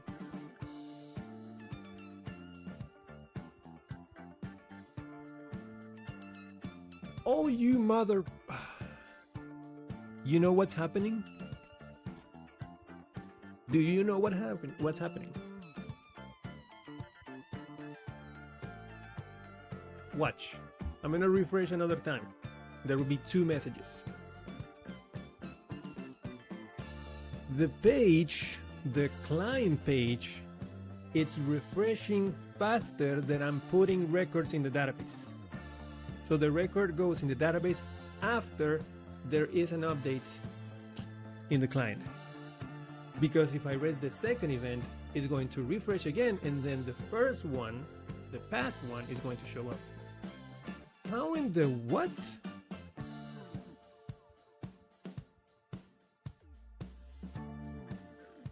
Oh, I bet I know what it is. I still have to wait for... Every time I raise the event, I still need to wait for OpenAI's text-to-speech to give me the audio file. So that delay is causing the client to not... It's causing the record to not be in the database when the client refreshes. Oh.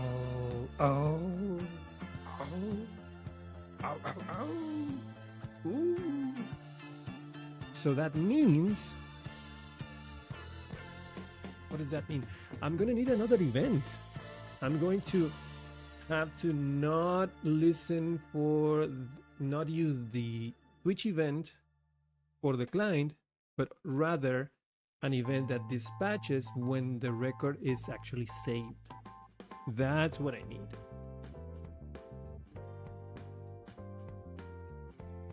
Yes.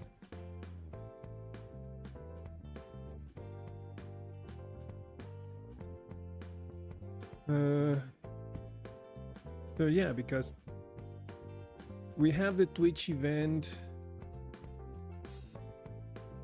We have the Twitch event received event that it's propagating or broadcasting on the private events channel.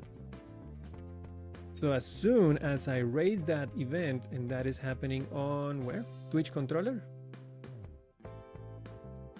Wait, Twitch controller.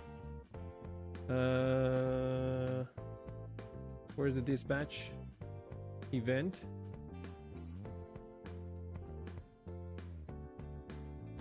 If request, yeah. I check the type of request. If it is a notification, which is what I'm doing right now, there is the broadcast. So I broadcast a new Twitch event received, which will be handled. This broadcasting goes directly to the client.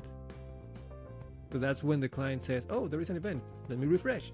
Problem is that in the listener, which is in Twitch event listener, this is when the event is actually handled.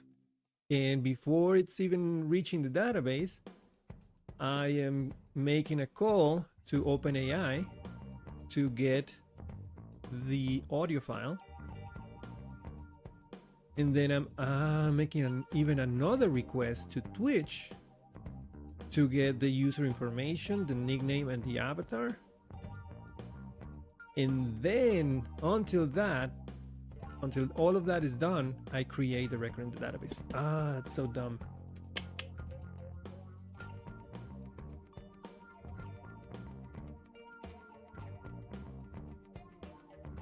So what I need to do instead is I need to create a second event and then broadcast that event right here. Which event created or saved? Which event created or saved?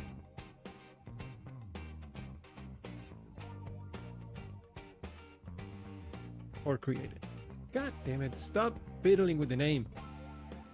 Created it is. So I need to broadcast that event, and that will be the event that the client is listening to refresh the page.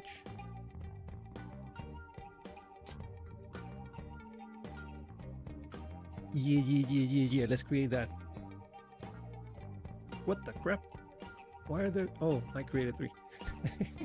I totally forgot that I had 3 terminals here earlier today, and that freaked me out. Boom, you go away, thank you. So PHP artisan make event to each event created.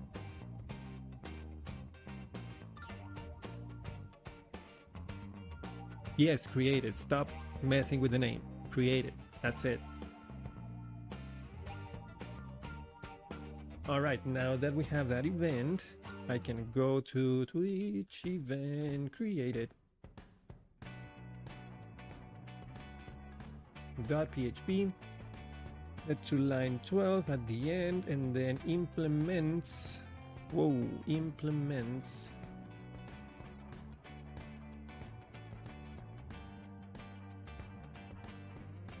Should broadcast.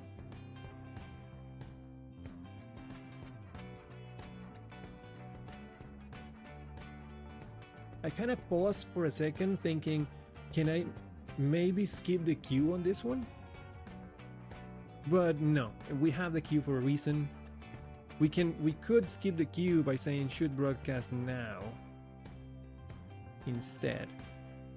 But I kind of want to have this in the queue so that it just doesn't fail in the void, and having the queue and having a queue already in Forge deployed and ready, kind of like that better, so that I have more visibility of what's happening in every step. So I'm not going to skip the queue.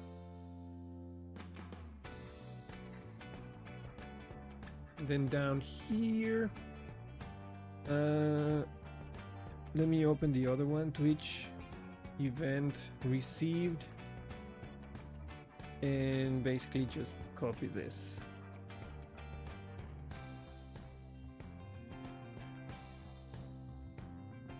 And then I can go to the Twitch event received event. I don't need to listen for that, or I don't need to broadcast that one anymore. So 20 up. Oop. Stop. Okay. Delete 2 words. What? I said delete 2 words. There. And there is a unused good broadcast. I'm gonna leave it there. It was there in the beginning, and I don't need a broadcast on method anymore. Okay. Now let's head over to Twitch event listener. And actually, let me go to where am I broadcasting the event? In the controller, right? Twitch controller. Delete this line. Delete this line. And paste it here. Take care of the imports. I'm gonna need the account ID here, which should come with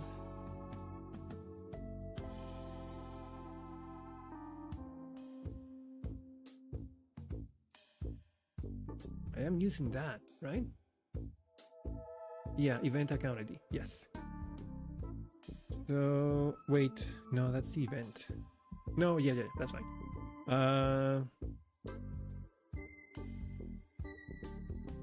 Event account ID. Wait, I don't need that though. I only needed the account ID and the message to do what I'm doing here before that. I don't need absolutely anything on this event.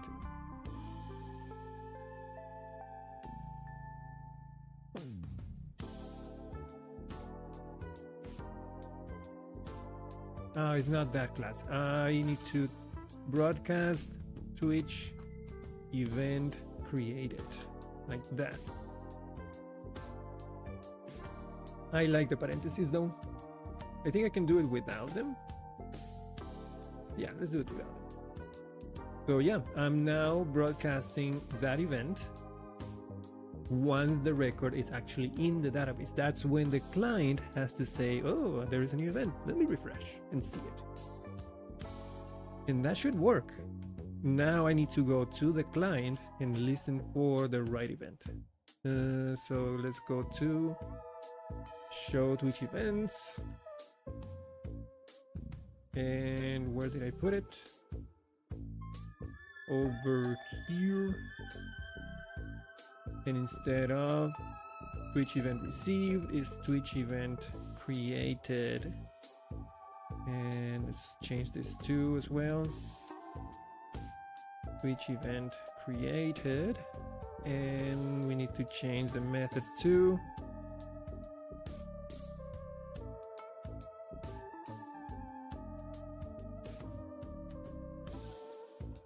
what? You can't. What? Oh. What? On Twitch. Oh, there it is. Twitch event created. I hate that it has to be an empty method, but oh well. I think that's only because it's private, but we'll see. Maybe after this we can take it into a... do I need to make it a public channel? Probably not. I can benefit from it being private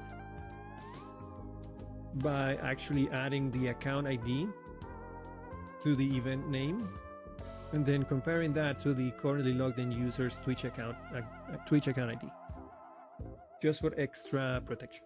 So yeah, I'm gonna keep it as a private channel. Okay, so that should be it. Let's try it. Marcus Blade, clear here, reload just to be safe, head over to here, everything is running, you have errors, I don't care, not listening, you're good, you're good, you're good, you're good. Head over to Tinkerwell, and I'm gonna switch to here just to keep it in view, run it.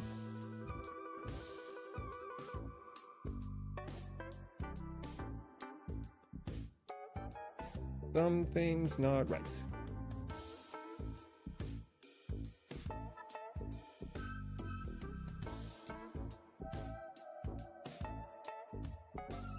It didn't update. Why? It was handled by the queue. Did we have any? There was a ping, there was a ping, there was never... Oh, what?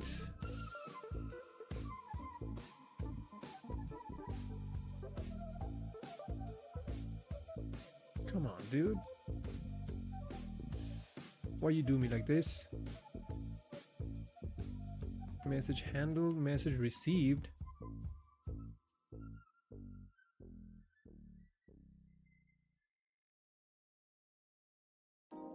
Yeah, Twitch event created. There you go. The event was transmitted. Somehow this son of a bitch did not listen to it. Why?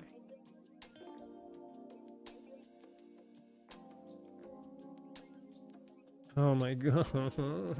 I'm dumb. Can you see it? I just saw it. If I can type, Twitch event created.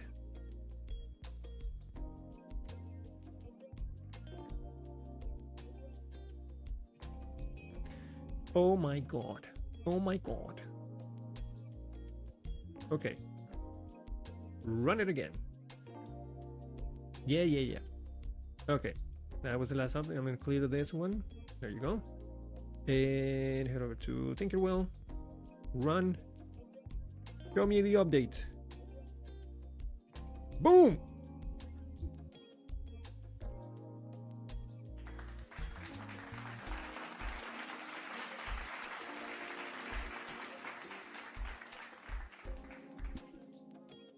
Jesus. Oh, did that move? Oh, hold on. No, I'm good. I think I moved the camera. So yeah, there it is. Automatically showing the messages. Test message. And it works as expected.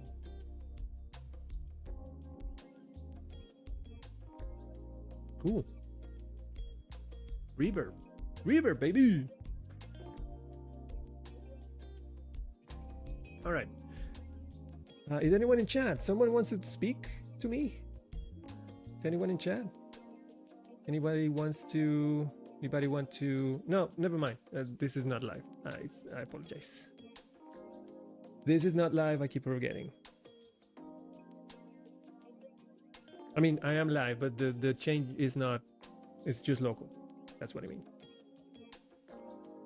Anywho... Let's do the button now. Oh, but to do the button, I have to resubscribe.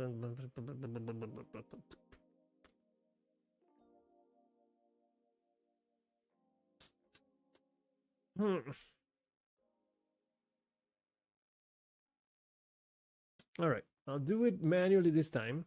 All the cleanup and stuff. And then either later today, what time is it? Either later today, yeah, or Wednesday, we can make the actual tool. I'm thinking creating like a nice artisan command that if I run it will give me the list of subscriptions that are active, like this one. Hold on. And then from that I can select one and decide what to do, either to clean it or not. So it's this part right here. Where is it? So this here is for... This is for the token.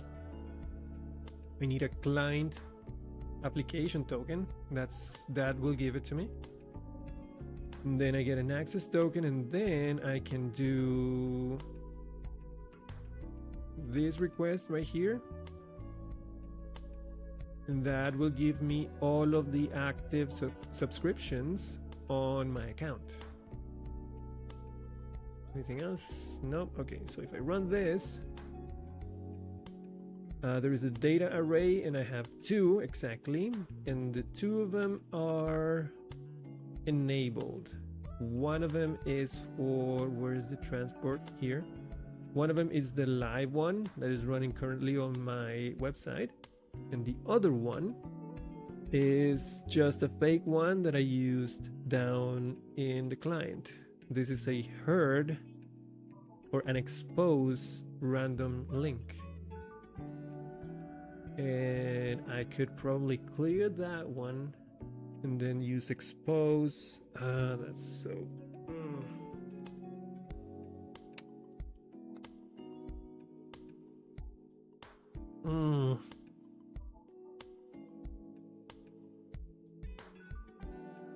So much work.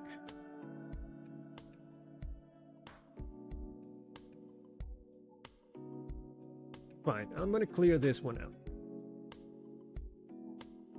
I'm gonna take this ID, And then comment this section here that gets me the list. And then uncomment the section that clears one of the subscriptions. That's not the one.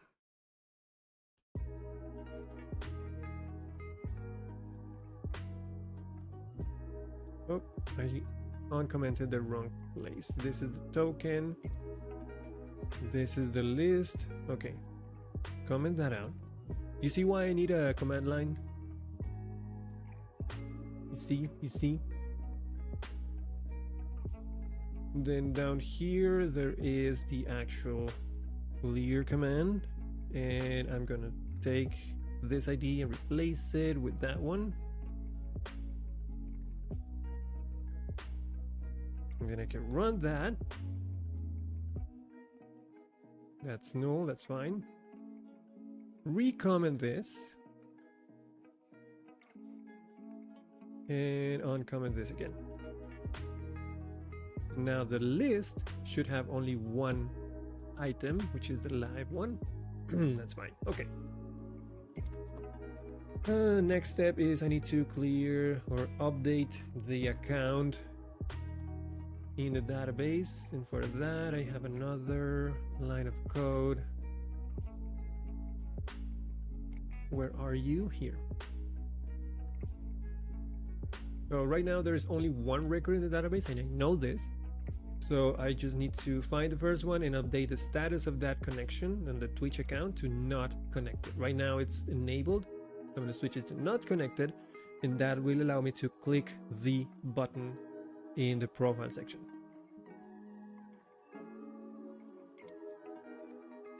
Let me comment this out too. I don't need a token anymore.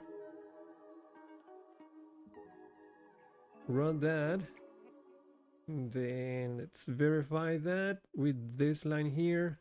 Just get me all the records. There's only one. Come on. Now it's not connected, which means if I go back here and head over to, I'm gonna close this. I don't need it anymore. Head over to profile and then down to Twitch event subscription. Now I have a button here. Now what I want to happen is, as soon as I click this button, it's going to go away and the status of the account is going to switch to verification pending. That status is not going to change to enabled until Twitch calls the webhook and with a specific event type. And then once that's handled, I update database with the new status to enable. But this component is right now, there is no way for it to know that unless we connect it to Reverb. And what happens is the message changes from awaiting verification to you are subscribed. So in that, using Reverb, that message should change automatically using what we're doing right now. So I'm going to add the code first before exposing the local site. Could I fake it? Could I fake a call? I could fake a call to the webhook. I am already doing that in my tests. That would allow me to just bypass expose, which is the tedious part right now. Let me go and check. That could be another command. That should be in my Twitch event test, I guess. Or is it the Twitch controller test?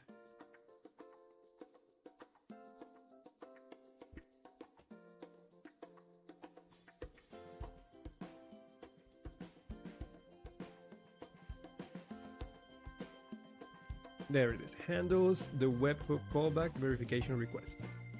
And what I'm doing here is I'm just making a JSON post request to Twitch event, sending a body, which is just this, just a challenge body. Actually, is this? Is just a JSON body. Very basic. And it's basically what Twitch does. It's going to send me a challenge value in the body, and I just have to reply with that, and that's it. So testing that works, but I can probably just take the code from the test and actually make a fake call to the verification webhook pretending to be Twitch. As long as the message ID, the timestamp, and the body can be encrypted and then compared to this signature value that is also coming in the request, the middleware that I have in place should not complain. And that will allow me to fake that Twitch call and not have to expose, and yeah.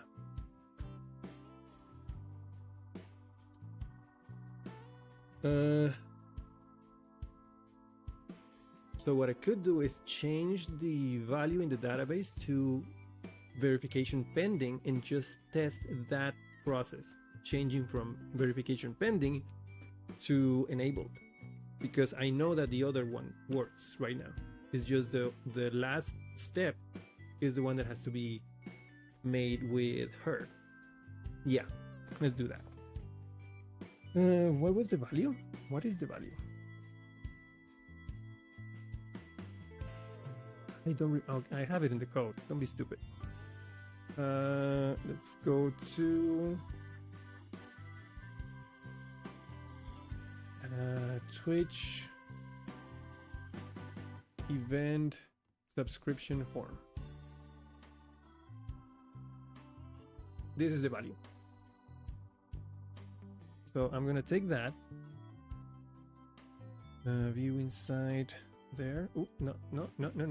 View inside that, yoink it. Actually, view inside that and copy. Back to Tinkerwell, and in here, instead of not connected, I can use that.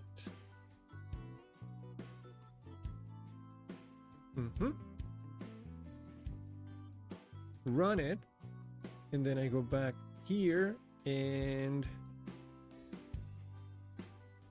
refresh. There you go. So that's the step that happens when I click that button and then I ask Twitch to subscribe me. It's going to reply that with a verification pending status.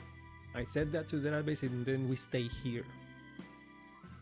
And this is the part that has to be updated with Reverb. This will change from the event subscription needs to be verified first to you are now subscribed to Twitch events. When that all happens, we're going to make that happen with the fake Twitch call. And then we don't have to bother Twitch with anything. We can do it ourselves.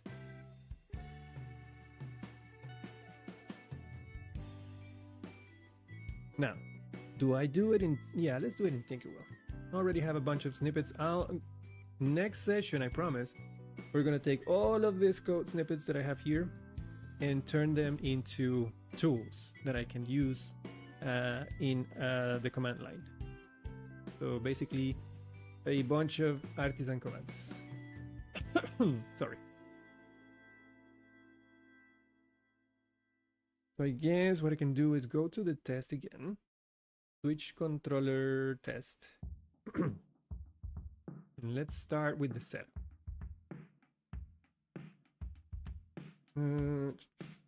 User factory. Do I need to create a user? No, the user is there. So I'm going to take these 3 lines, copy, and then paste those here. Is the size okay? Make it a little bigger.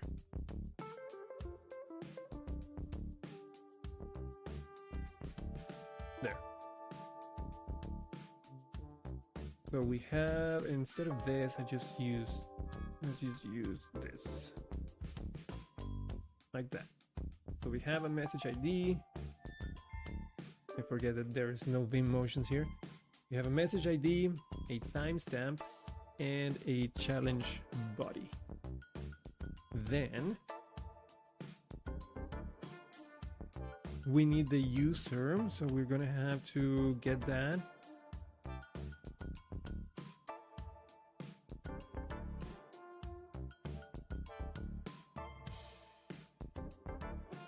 Because I know there's only one user, I'm gonna make sure though.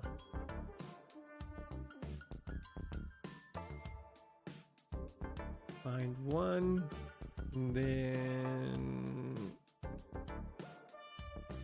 yeah, just find one. Actually, if I run this as it is there anything else? Yeah, just go away, please. Thank you. If I run this as that, yeah, there is a user. Fine. I can then get the account, which is this.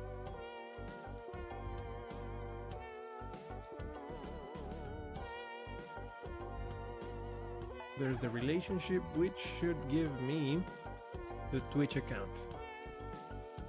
Good. Do I need those separately? I need the account ID. Do I need the user for something else? No, I don't think so. At least not for now. Let's create this body.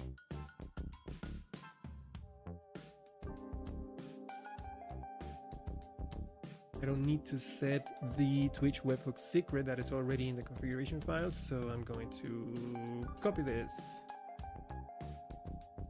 Paste it down here. All right. Not in an object, but just body, and then use. I'm gonna change all of those. Nope, it's only one. Okay, cool. So I'm creating a JSON body, which is just a long string with a challenge body, the subscription, the object with a condition property, and that takes in the account. Oh, this should be account. That takes in the account ID. Let's take this JSON all the way back. There you go. So that's our body. And then we need to create a message string. Copy that.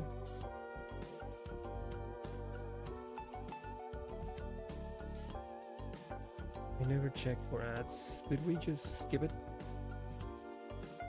8 minutes. Okay, cool. Replace all of those. This for nothing. And then I need to encrypt that. Just this line right here.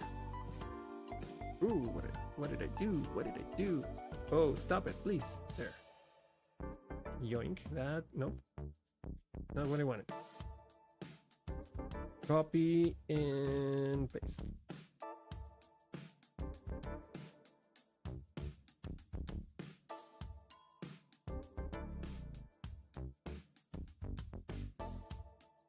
All right, that should give me the signature that I need for the next step, which is in the test itself. Handles webhook, callback, verification request. So I need to basically all of this. That first line is all I need. So copy this and then paste it here. Indent. So that's the test right there. Why are you complaining? Why are you crying? Why are you crying? Oh, this. Okay. Boop, boop, boop. Bam. All right. Why? Why is there a wiggly line there?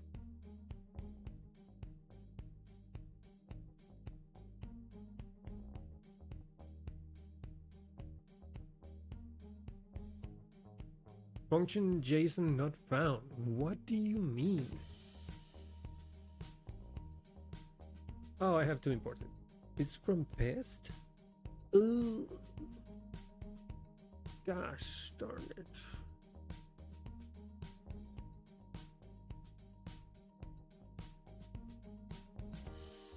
Mm.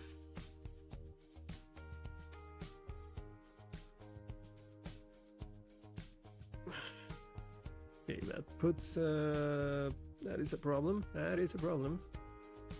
Can I do request that JSON or HTTP or something? Can I do HTTP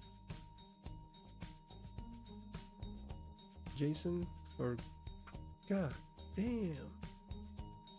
All right, I'm gonna try it with JSON. Maybe it'll work. It's from test. Should be for tests, but maybe it'll work.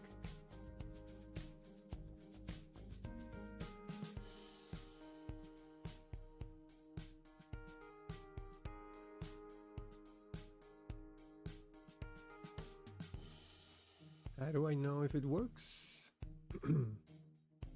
Well, we'll check the response. Right now, if I call it, what's gonna happen? Let's go to Twitch event again. That is in Twitch controller. So it's going to get in the switch and then handle this part. So basically it's going to set the account to enable.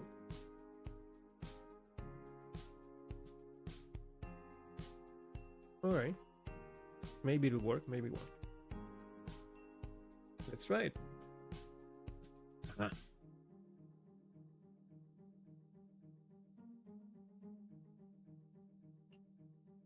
It's from test. Here's the problem though. If I run HTTP client post, I'm pretty sure it's not going to work. HTTP post. Can you import that class for me, please? Illuminate support. That's the one. Post.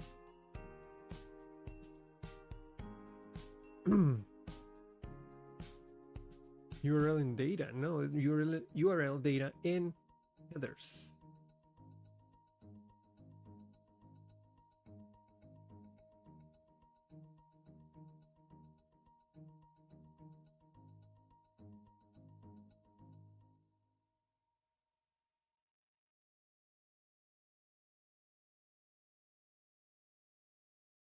Let's try that.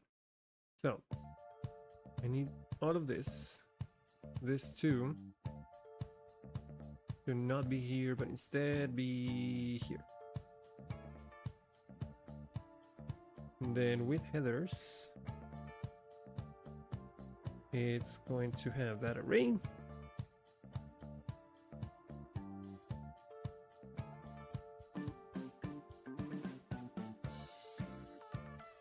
Opens here, closes here. Okay, let's take this, put it in here, and then this one I don't need. I don't know if that's gonna work though. Only because the JSON decoded body, I don't know.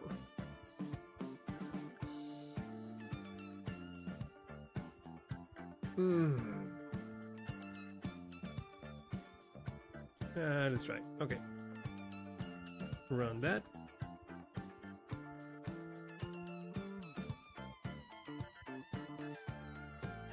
Could not resolve Twitch. What?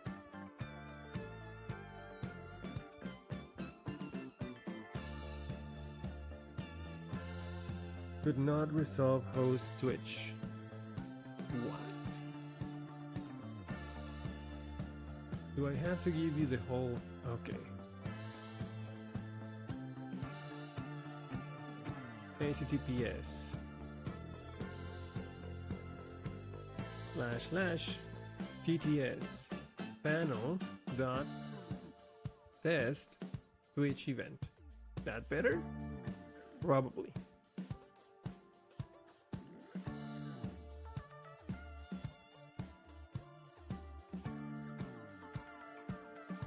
Run that again.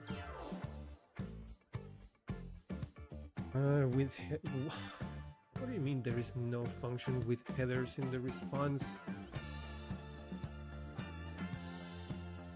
not asking for... Okay. What?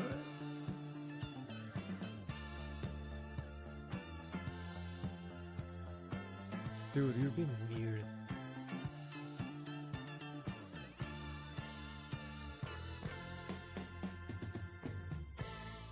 Do you want it in before the post then?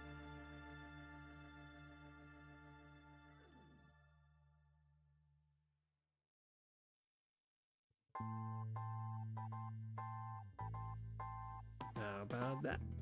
Ooh, hold on.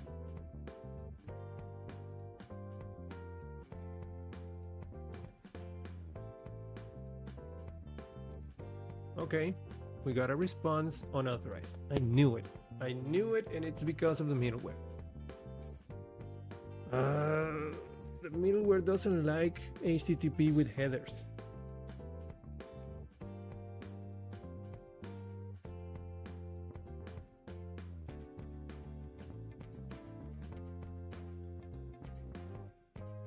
I hate it. I hate it. We have ads. Let me think about this for a second. One easy way to bypass that is just to temporarily disable the middleware and just go straight through, just for testing.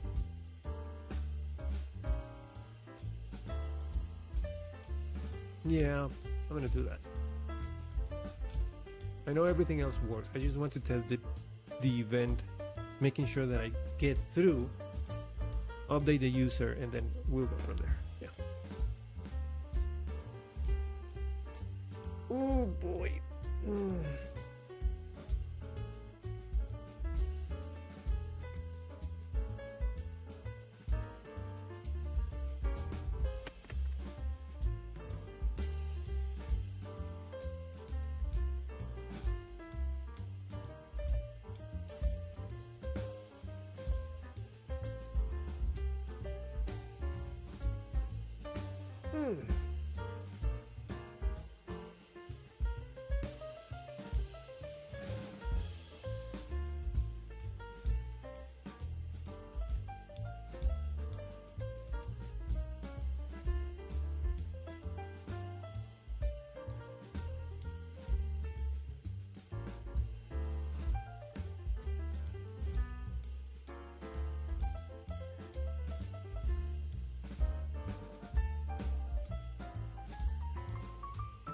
"30 seconds. Website file server.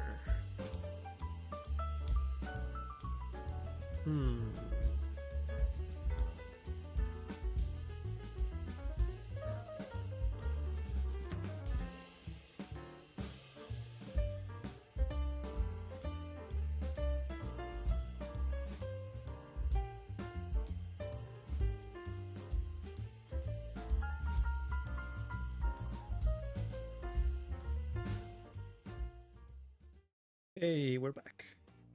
So, what I'm going to do to get past this unauthorized response, it's basically I'm gonna go to the web.php file, and for the time being, I'm going to not use middleware. So let me just do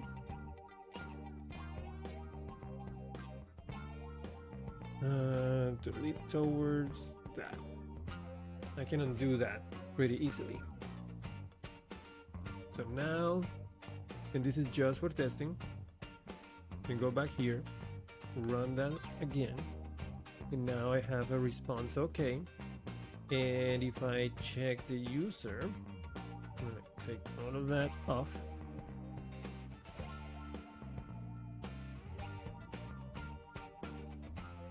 Yeah, it changed. Good. Good. Okay, that's working. So I can fake that call and it works. Just without middleware. Step number 2. Well, at this point it's like step number 90, but the next step is to create an event that is fired once the account is updated, and then the client listens for that on the profile section and just refreshes that component, that form. Yeah, okay.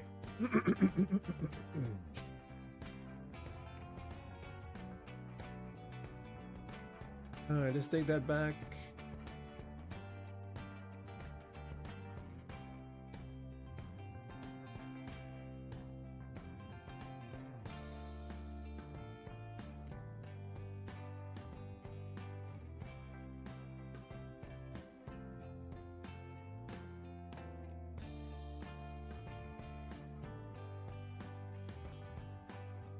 What was the other value? Huh?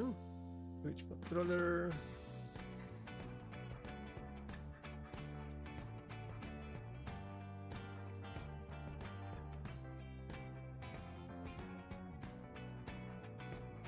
No, not here. The form here.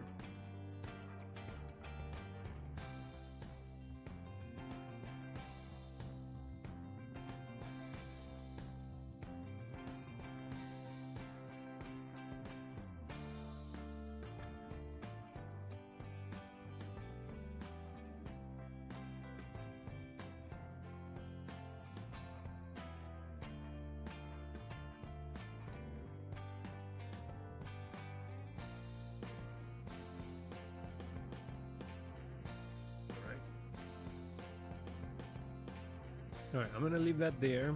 Go back here and check that button again. Alright, the event subscription needs to be verified first. That's good, that's good. Let's start with the event.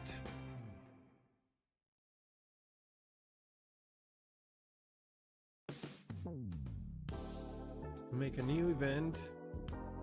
Call it Twitch. Twitch.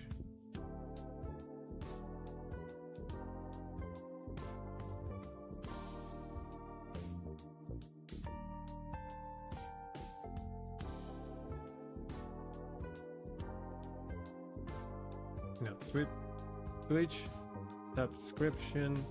Wait. Which account updated?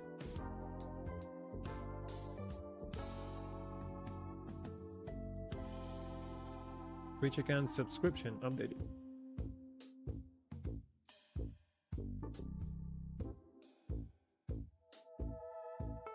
Yeah.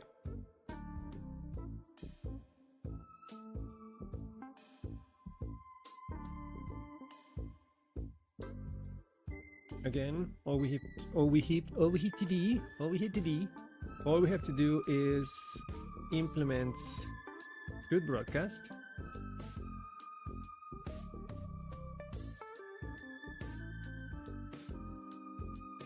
And private channel would be events. Yeah, same channel.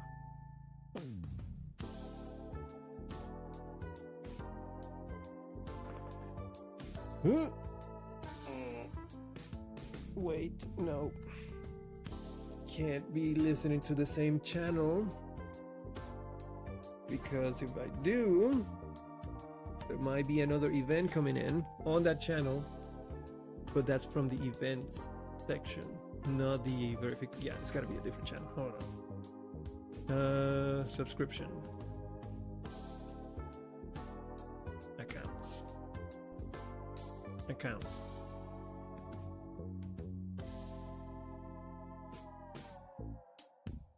Account events? No, accounts. In the account channel. No, in the subscription channel.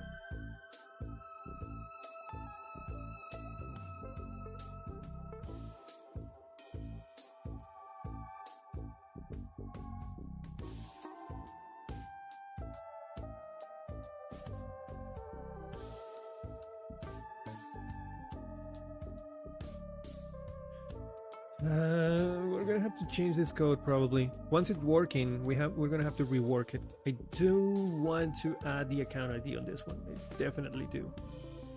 I don't want to be listening to an account update if the logged in user is not the owner of that account. If that makes sense. So let's have it working. Actually, I'm gonna take it down to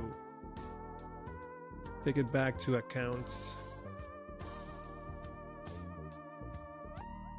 And then at some point, once it's working, I'm going to do accounts, then account ID, and then update it.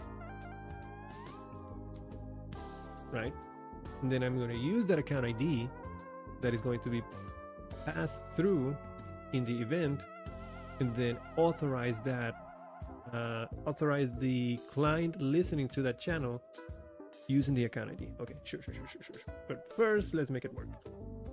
Accounts. And let's just go with updated.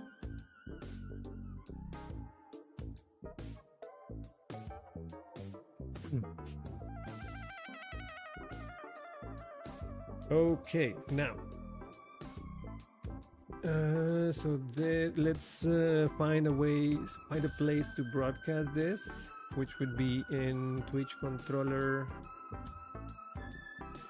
right over here.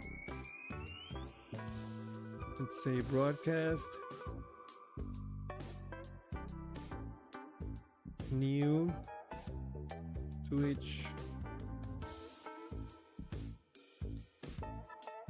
account, subscription updated. Should it be Twitch account updated? Yeah, I'm gonna have to rename this. Twitch account updated.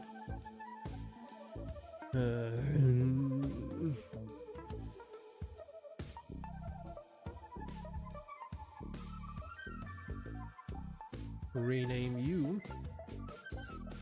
I hate naming things.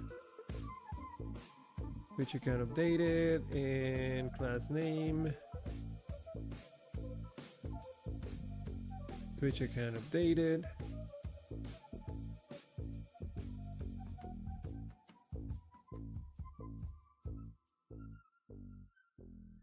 And then import that.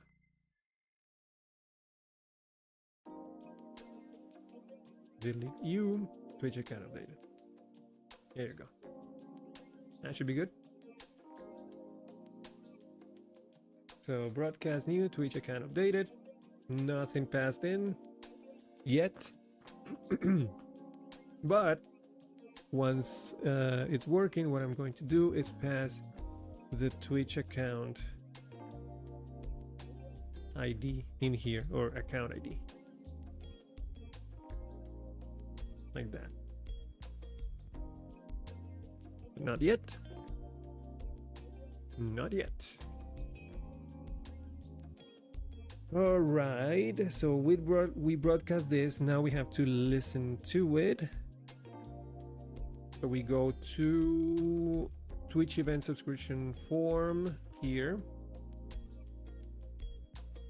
Where do we listen for this? Well, we're gonna, since it is a private channel, let me go and copy that event from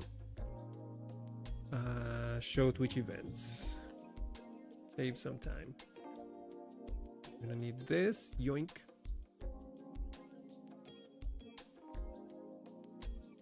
And then let's put it down here, pasta,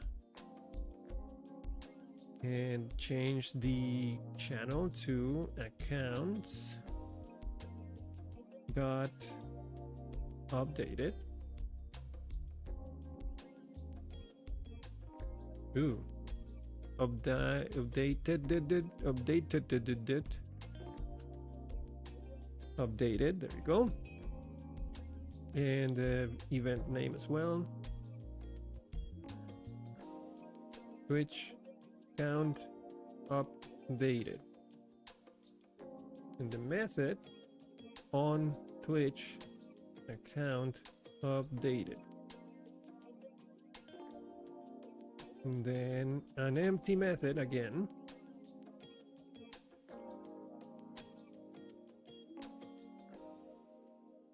On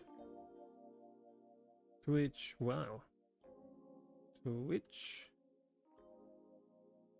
account updated. There you go.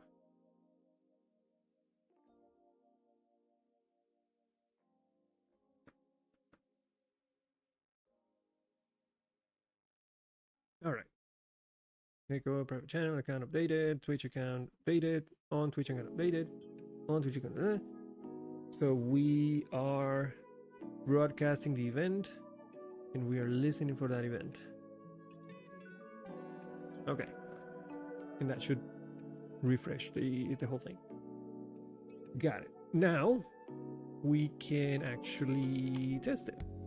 And over here, button not showing. Good. Message is this.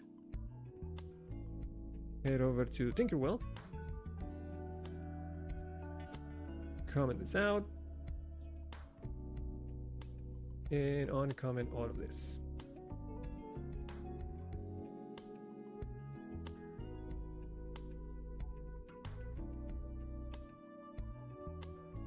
Actually gonna take this and put it over here.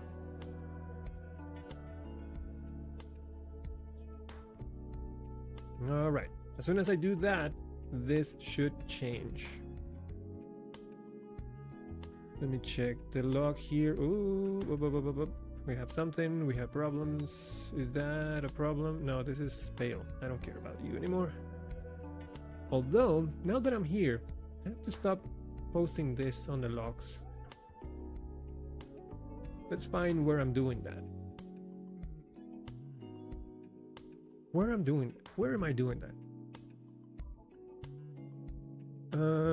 I guess one way to find out quickly is to Shift Command F, find everywhere, and do log info. There it is.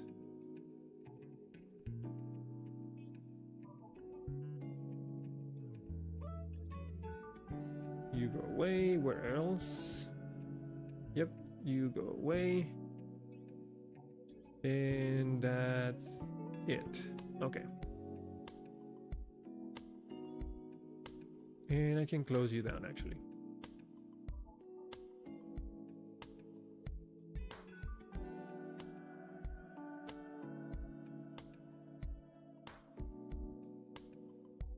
All right. Refresh you.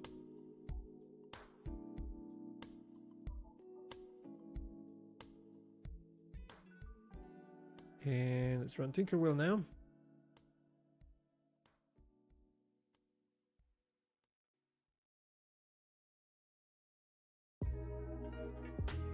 There was something. Is the queue not going?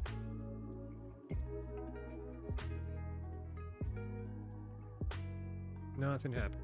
Huh. Okay. Huh.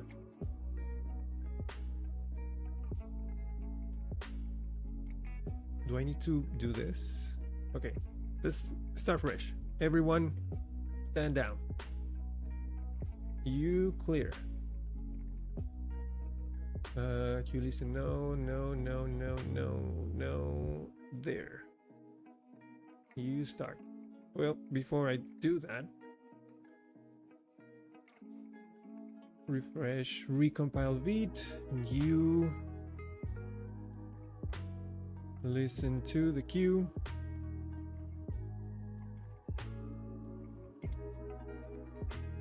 All right.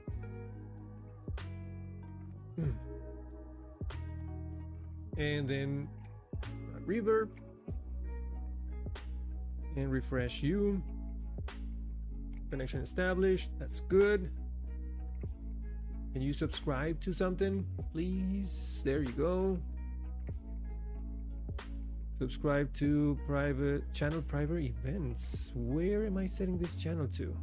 Private events. Huh. Restaurant.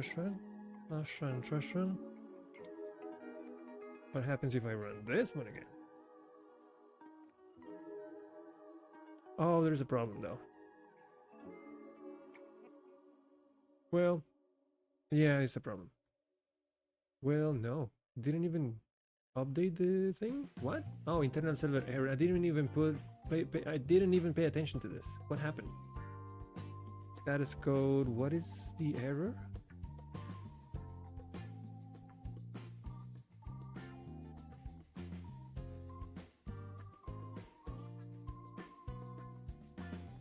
Alright, let's run it again, see if it comes up. Yeah, it's dying. I don't know why. Why is it dying? Probably an import. I maybe failed to import something. That's usually the case. No, you stay there. Stay quiet. No, no. Apparently not. How about over in Twitch controller?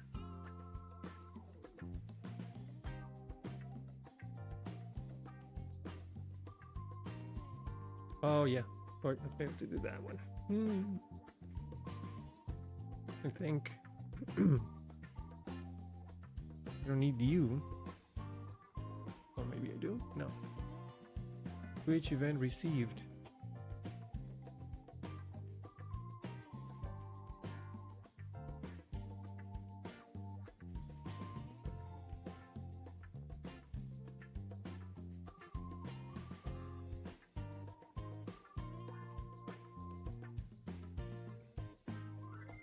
Oh yeah, I don't need it. I'm doing it somewhere else. Okay, so you go away. Okay. Everyone good? Everyone good? Good.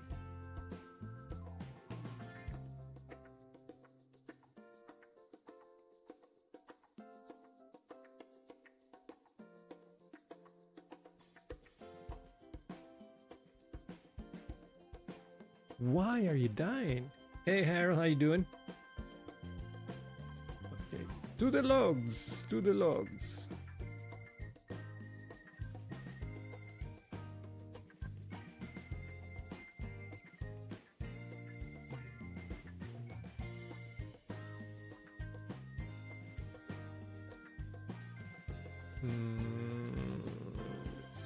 Storage, logs, lava log. Okay.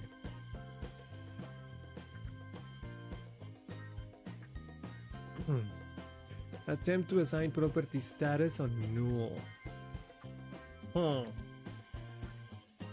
Twitch controller line 62. Really?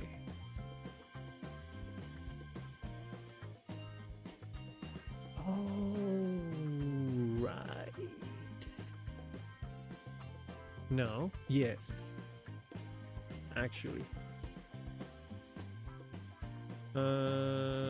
Yep.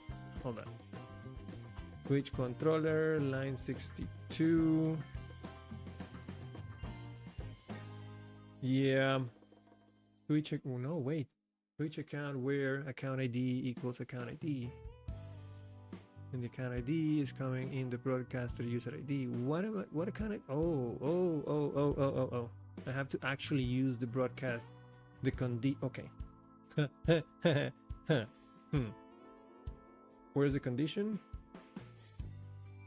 Yeah, account ID. What the crap? Are you not getting that? Trying to access status on no. So this. What are you getting on account ID?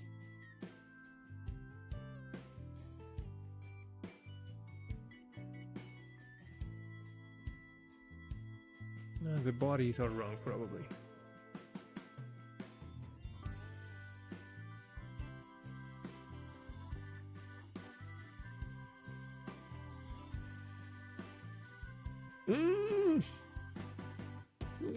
I'm gonna have to go through Twitch then. This turned out to be just a giga waste of time. Fine. Okay.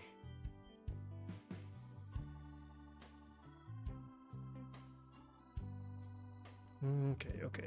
That's fine. We just have to head over here. And who do we choose? What did I think about the project? It's a really good project. It's a long tutorial, well explained. The project, the actual content looks really complete. My problem is this. I don't know what am I going to add to that. Because to be honest, if you want to learn how to make like a banking app like that one, you should just follow that tutorial, regardless of the technology. And me just saying, okay, let's do that, but with Laravel, I don't know, it just doesn't seem to add a lot of value to it. And I'm just going to copy all of the components and all the UI. I don't know. It is a very good tutorial, but I don't think I'm gonna do the same thing only in Laravel. So yeah, not gonna be the next project.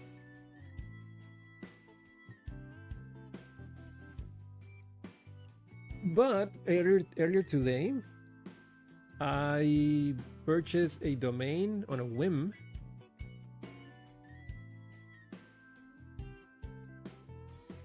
You have tried what? 4 times to do what?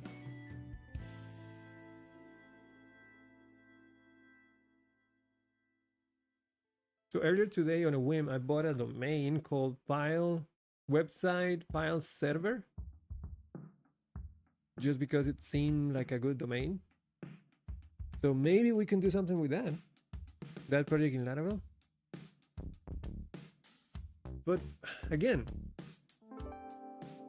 that project is already there. You just don't have to use Laravel. Why don't you take the opportunity to follow that tutorial and instead learn about the technology that tutorial has? Doesn't have to be in Laravel. The project is already there, the tutorial is already there. You just have to do it in, what was it, Next.js? Not everything has to be in Laravel. Especially when the content in the project is already complete enough that can stand on its own with the technology that it's using. So I don't know. I don't see a value of me doing it again just in Laravel.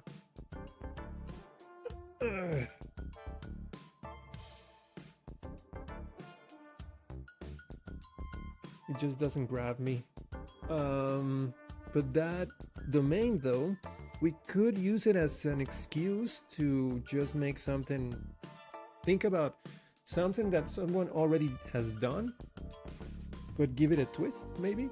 Something about files in servers in websites. Like use it as a theme, but make something fun with it. I don't know. I bought it for a year, and I have a year to think about if we can do something with it. But there's still a lot more work to do on this one though. This one's fun. We got Laravel we got Reverb working over HTTPS at the beginning, so that's fun. Now everything works with Reverb, and that button, I can just trust it. No, I can't. I'm gonna use expose.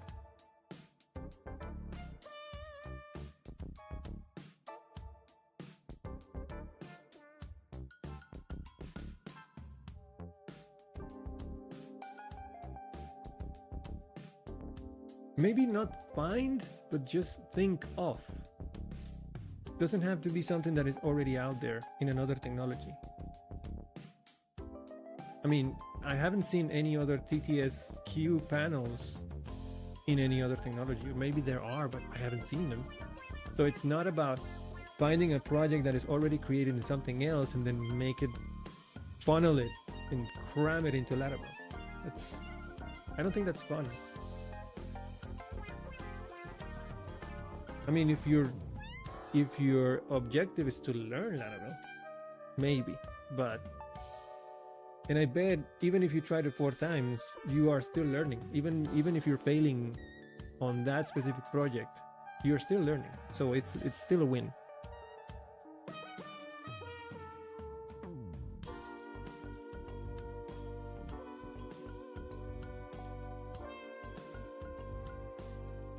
But like I said, new project is not really something that I'm prioritizing right now, because I have a lot of work to do on this one, and I have a lot of ideas that I can put into this project and make it a lot more fun. I was saying at the beginning of the stream that once everything is functional and working with reverb, etc., my next idea is to integrate that with the Stream Deck, so I can push a button here and then make a GET request to the server, protected with Sanctum, some API key, create an event that then plays the audio file automatically without me having to open the website. That's a nice idea. And the other idea that I have is have my own overlay, which an overlay on OBS is nothing but another website. So I can have like an animated card that shows up whenever I push the button and react to that same event.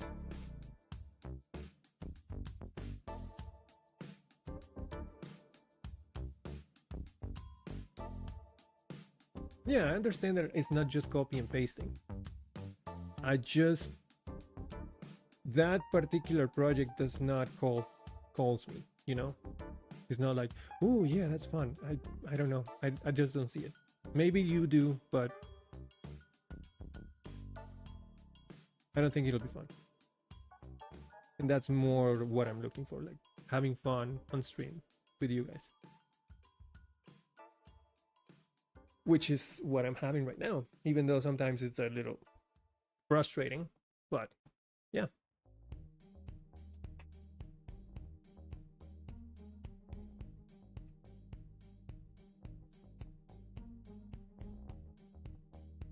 I'm gonna take this, make it smaller. I'm gonna need another terminal for expose.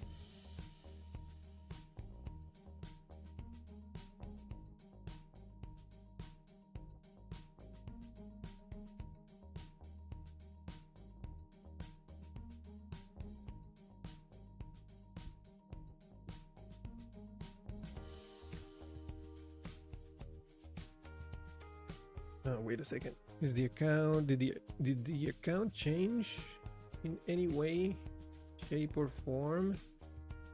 Right. None of this helped.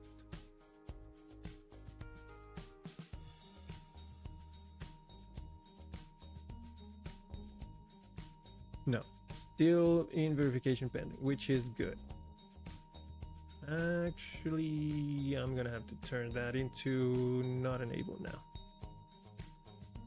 Or not connected.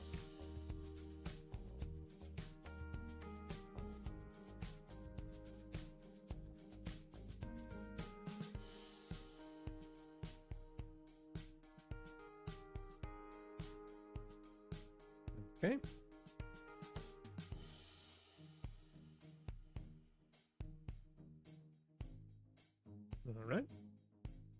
All right, now comes the not so much fun part. And we're gonna do expose hurt share actually.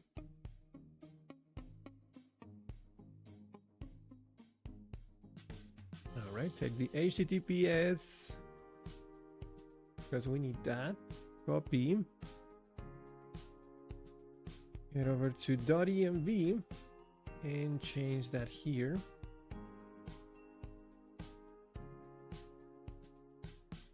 Please, sir, please. Then okay, we have that. Account is not connected. Now the button should work. Yes. Click on that one. It's going to try and connect me over on Twitch. Yeah. Everyone please stay cool, and then let's head over here. Okay, you're not subscribed.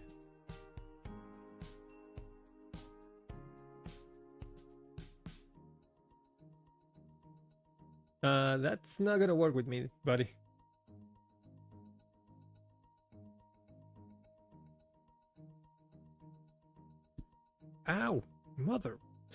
Ah. Okay, so if I click this, let me take a look at this one here. So there should be a new event. And just to be extra safe, I'm gonna just restart everything just for funsies.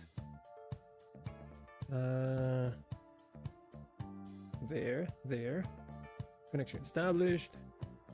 And restart the queue. All right. There you go. Nice. So if I click this one, boom. Oh. Okay. Let's see those events popping.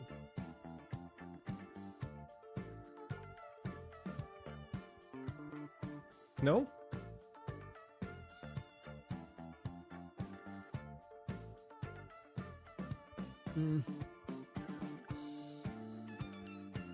Why not?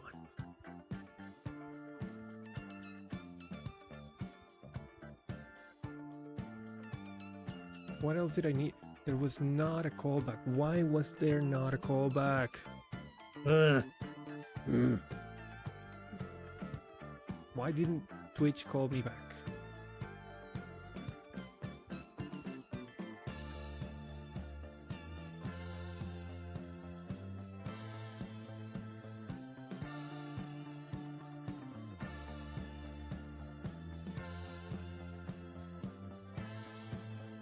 Oh my god, why? This was working. Alright.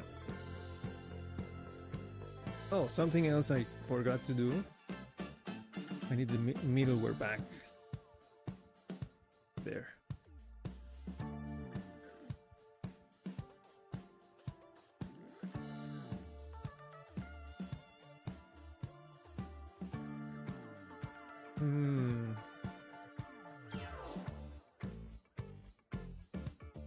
Funny that Twitch didn't call me back.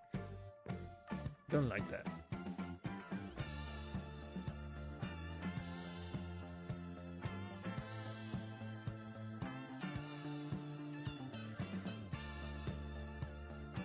Alright, let's find out why. Let's go over here and uncomment a few things.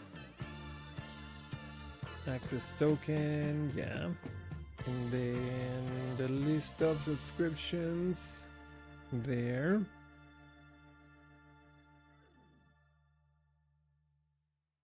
Oh my god. Please. What happened here? Verification failed. Why? Anything in the logs? Or the error? Oh, you asswipe. What happened here?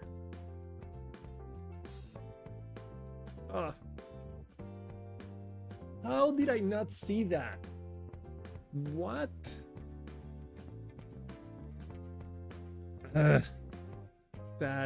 Sadness.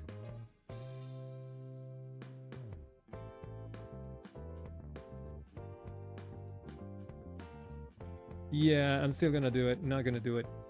Like I said, pressure and that kind of language, it's not gonna make me do it anyway.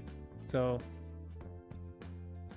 you might as well just enjoy the content that is already presented to you, and we'll see later on what new projects we can come up with. Okay? Thank you.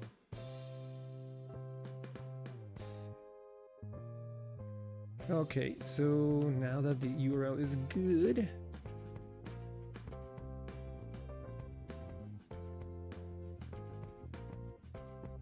alright, let's comment that again.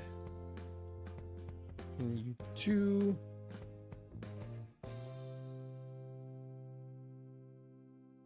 And let's reset the account back.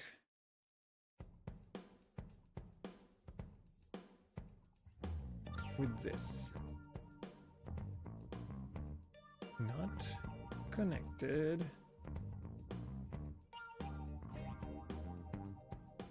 All right. back to here, refresh, there you go.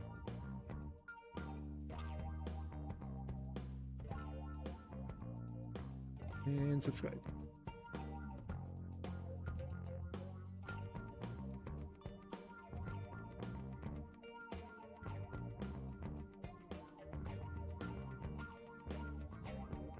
All right, that popped, this popped, this didn't. There was no broadcast. Sadness.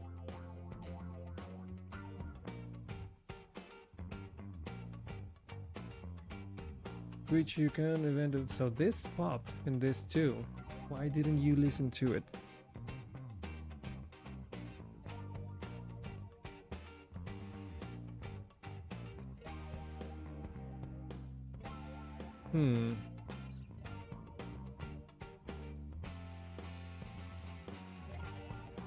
One thing that I haven't checked is it actually subscribing to events? Yeah, connection established. Let's look at ID.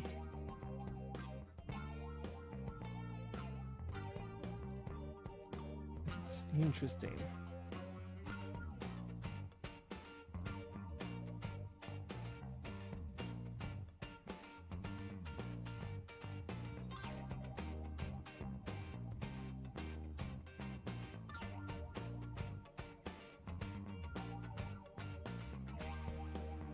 I'm gonna clear this again.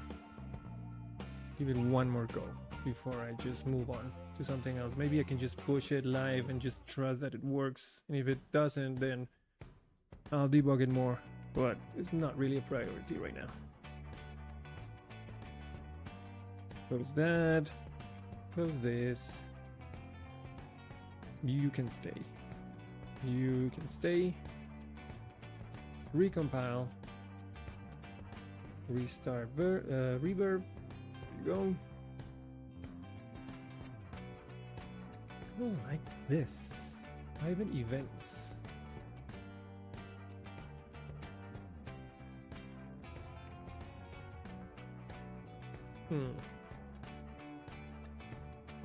Is it different if I go to events?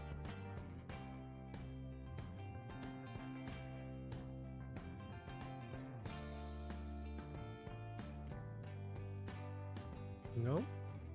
Same thing? Okay.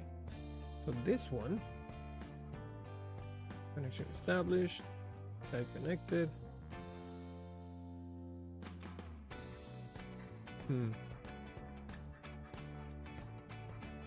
By all intents and purposes, it should be connected. So there's going to be some ping and ponging.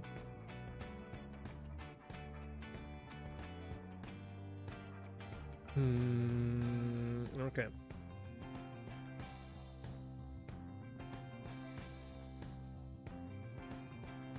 You know what could be?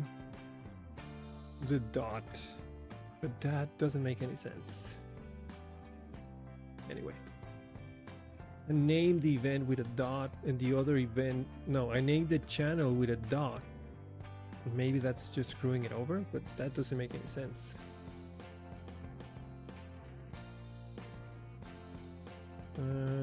Head over here. Reset this again.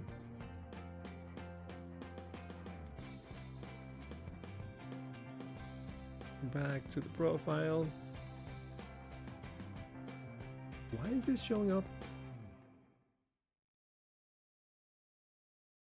Huh. I'm gonna have to fix this. Anyway. Alright, there's that. And I can just subscribe again.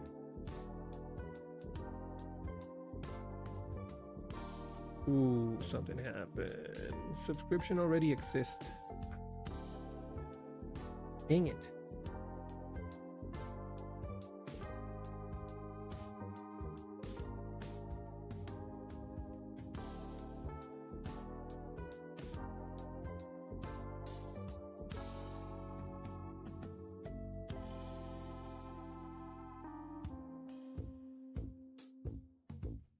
Yeah, sorry, I'm not gonna do it. No matter how many times you say it. How many times you say that I'm a tech 10x Laravel developer, I'm just not interested in that specific project. I appreciate the suggestion, but I'm sorry, it's just not calling me. So we'll see what else we can do. Don't worry about it. I'm gonna have to clear that thing. So let's go. Back to Tinkerwell, that's fine.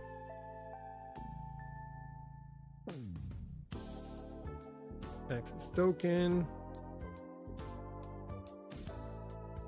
Let's leave that there. And subscriptions here. Run it. Thank you. Take that last one. Is this the one? Yes. I'm gonna clear this one. Is the other one failed? Yes. This one's enabled, so I'm gonna clear that one.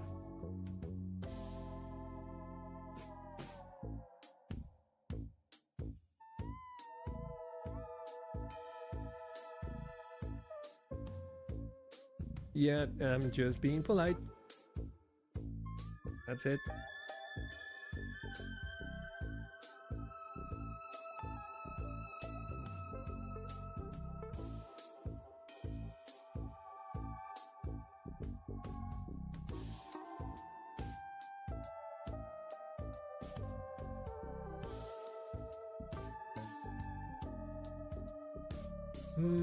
Okay, so take this.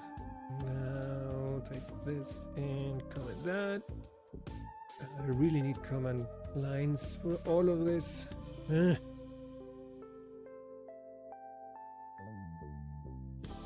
go away, and I need you now. Take the enable one. Copy. Paste here.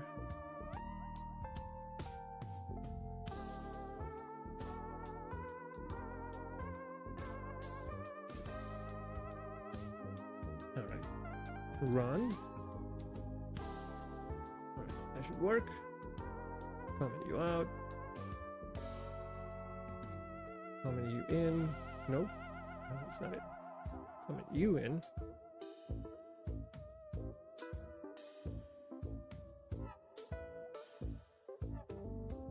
Now we just have the live one and a failed one in the list. Yeah. Back to you. Refresh. Clear this.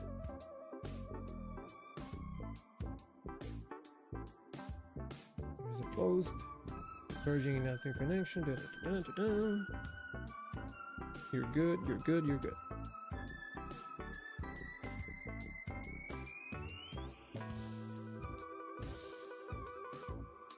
Post, pop,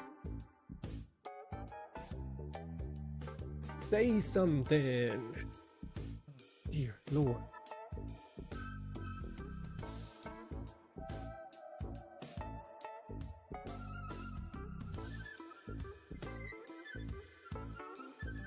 Oh.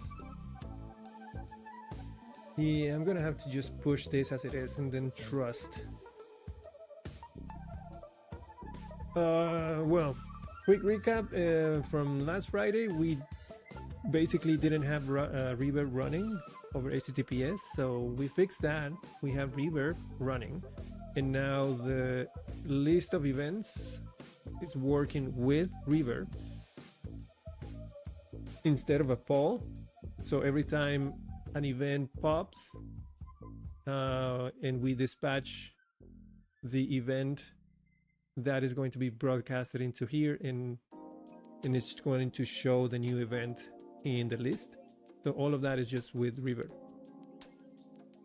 And I was just trying to do the same with the button which we use to subscribe to events, and doesn't seem to be working very well. But is not a priority right now. So I'm just gonna trust that it works and just push that code as it is. Don't know why it's not popping the way it should be, but not to worry about that.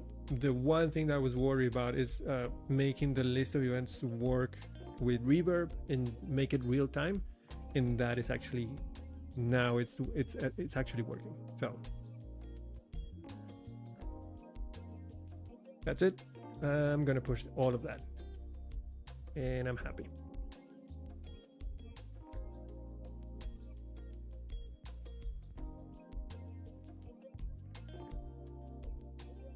I'm gonna add a note here.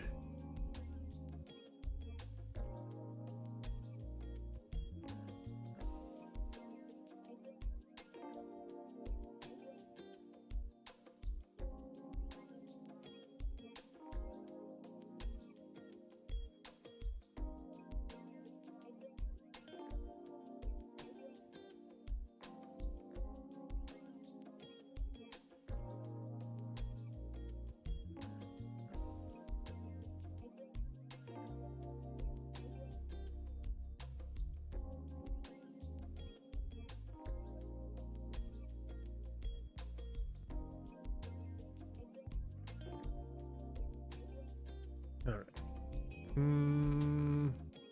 Let's push this live.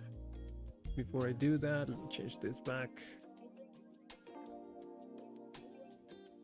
Ooh, not that. There. Actually, I can just do this. There. Sir.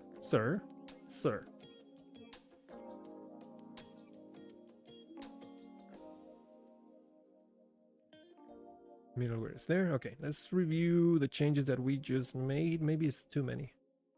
Shift Control G.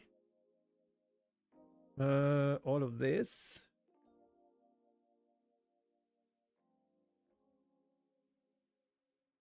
This is the one that's probably screwing me over. That dot over there doesn't make any sense, but we'll try it. And then Twitch event created. That happens when an event hits the database. Changed Twitch event receive. Actually, let's do testing first. That'll do it. Here, composer, test. See what's going on. Oof, broke up. Well, that's just lint. That's fine. So composer lint. Good. Test.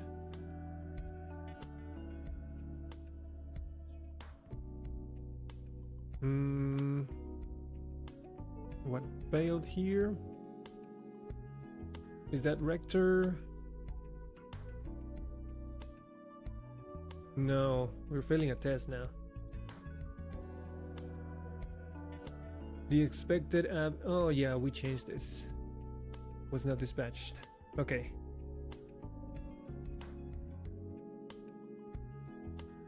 Can you write a tutorial how to write tests in Laravel?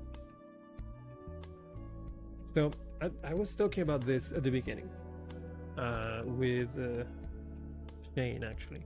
So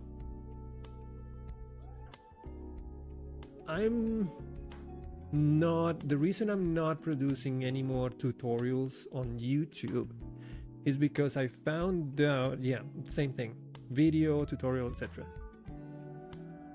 I realized that I enjoy streaming way more than creating videos and tutorials in more edited content. So at the beginning of the year, I decided, actually that it happened way before, but I made a commitment for this year to just lean into streaming only. Doesn't mean that I'm not going to at all post a video, but it's going to be very sporadic and way less edited.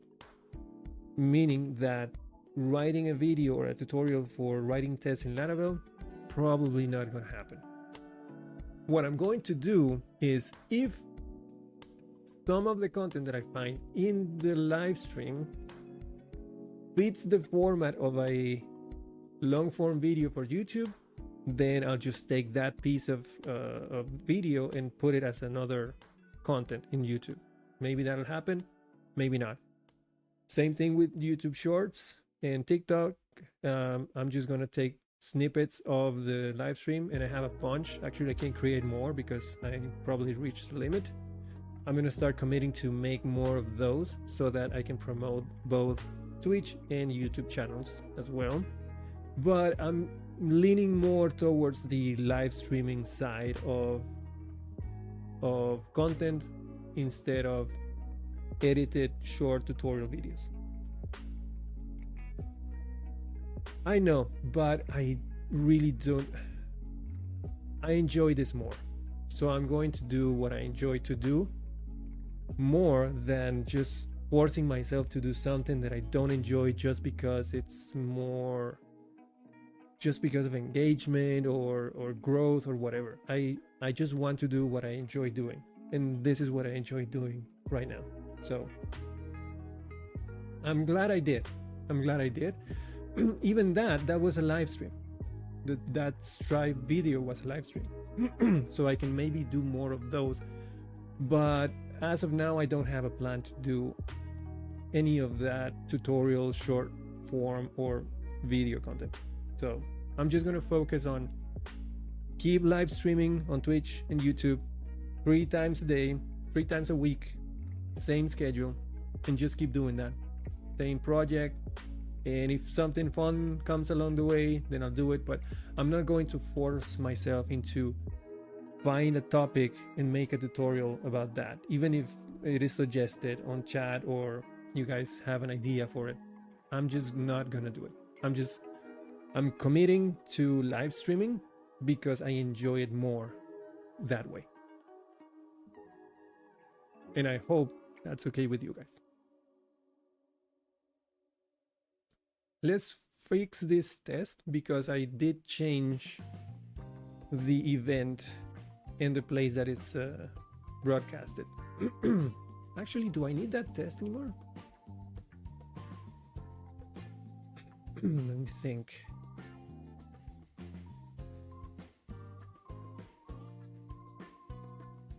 Twitch event receive. This is in Twitch event test.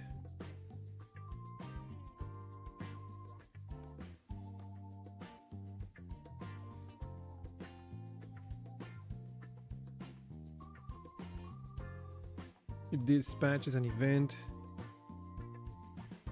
when the webhook is called. No, that's not happening anymore.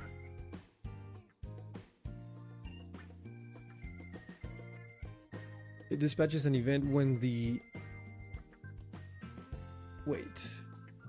description, signature, event fake, Twitch event. Oh, maybe if I change the event, because it's not this one anymore.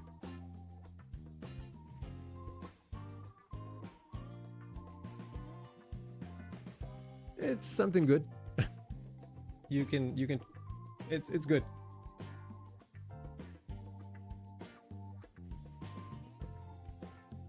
Something like daddy or something like that. I don't know.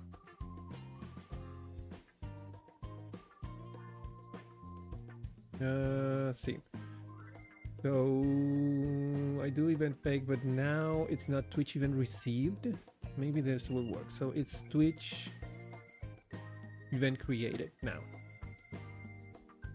Ooh, what? Undo that. Wow. Change inside Word. Twitch event created. Class. Let's see if this one works.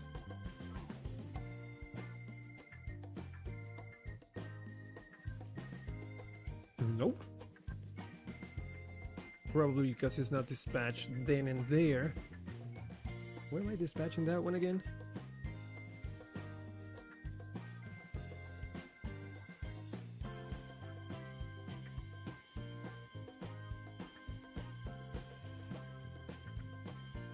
Yeah, it's in the event listener.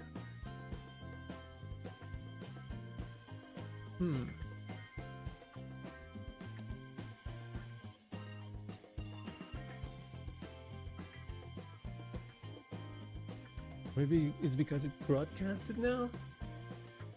Huh.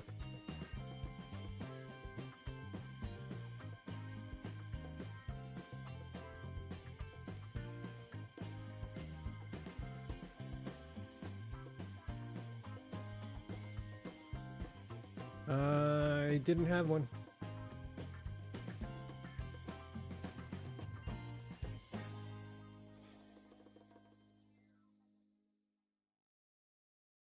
And we have ads. Here we go.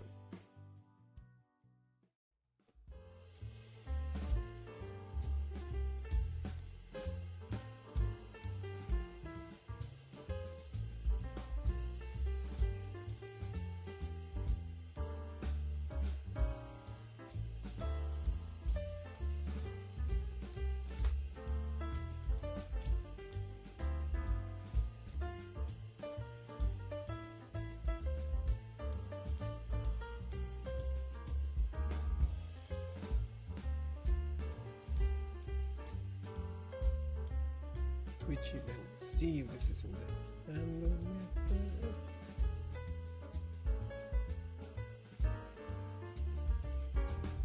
Not when the website is scrolled. Okay.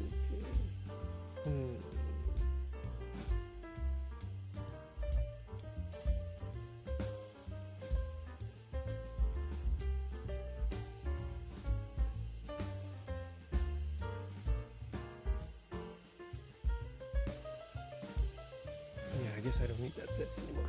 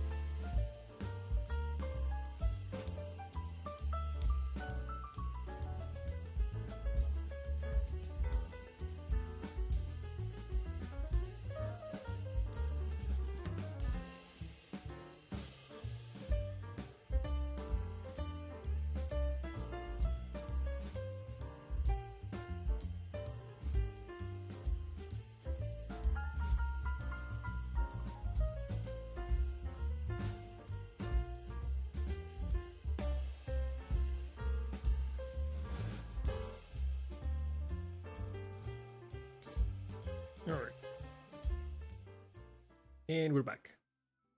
So I'm realizing now that because of the changes that we made, basically the Twitch event created event is not dispatched on the webhook call, but rather in the event listener handler, or the event listener handle method. So what I can do is take what I'm doing down here, where I am actually raising the event and calling it, and then asserting that dispatch right there and then, because it's no longer dispatched on the webhook, it's dispatched after the event is handled. So I'm going to take this, all of the setup, yoink it, then select all of this, paste it here, and dispatches an event when the event dispatches an event when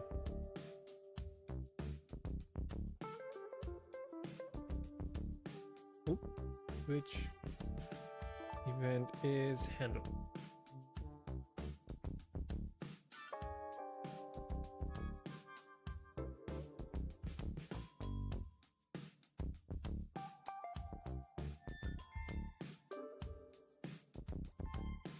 And that'll be this one, which event created. So that should work. Let's see. Yeah, good. Also, I should fake. No, it's already doing it. Okay, so that worked. Let's run everything again.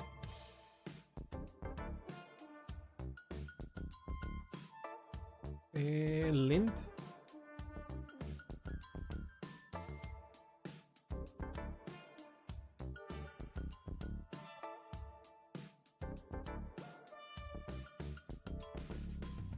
I do not really. I do speak Spanish, but hi Martin, how you doing, by the way?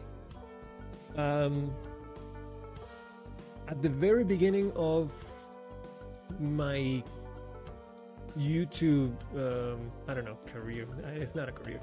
When I decided to create this channel, I had to make a decision whether to make it in English or Spanish.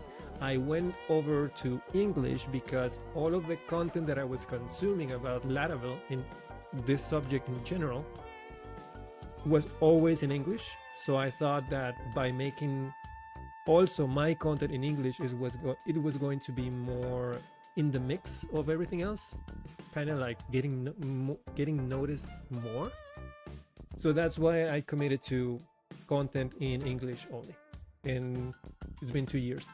So no, I don't broadcast in Spanish. It has been an idea for a while, but to be honest, if at this moment I don't even have time to anything else, so I could not even think about creating an extra channel in Spanish right now. It's just not doable. So I'll just commit to this format for now.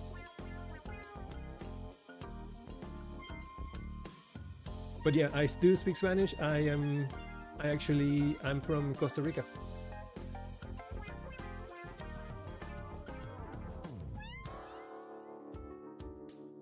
Everything good? No? Okay, compose of this. Thanks, no problem. So I fixed the lint thing. Now, why are you not? Oh, here we go. Alright, good. PHP stamp good, rector good, type coverage. Ooh, we have a couple. All right. So this one is in. Jeez, can't find the line. Here, Twitch event subscription form, return type, line 31.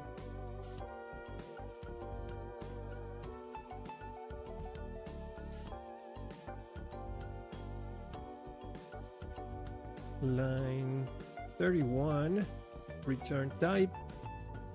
This returns an array.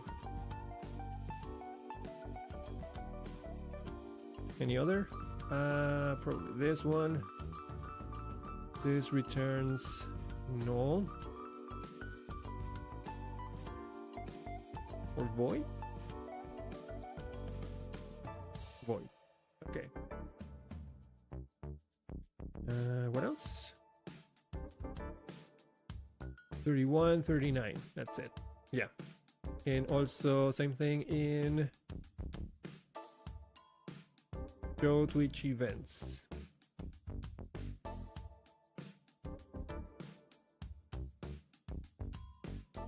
Probably the same methods. Yeah. This is an array. And this is nothing.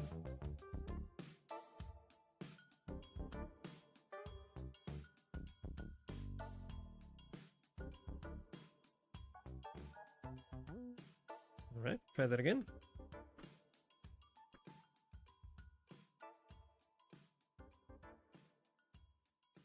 I guess I didn't have to do that manually.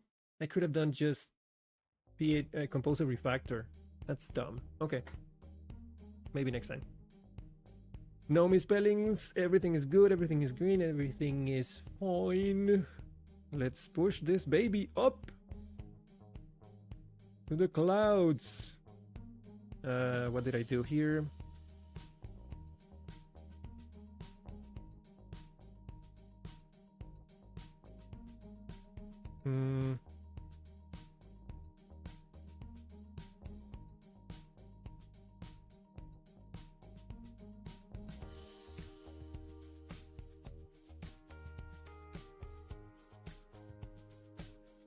That's mainly what I did.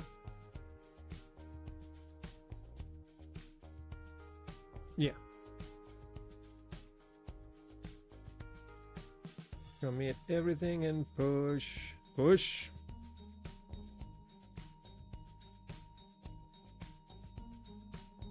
Ew. Sorry about that. Let's head over to GitHub. Don't I have GitHub already? Yeah, I do.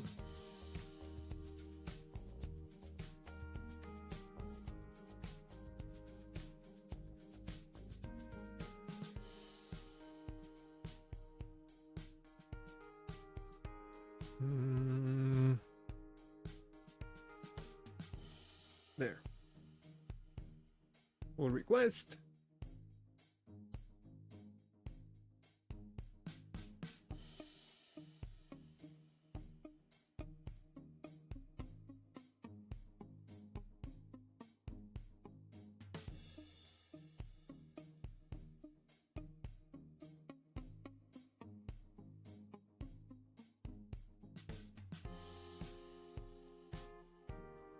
And just a quick glance. Ooh, that's a big boy.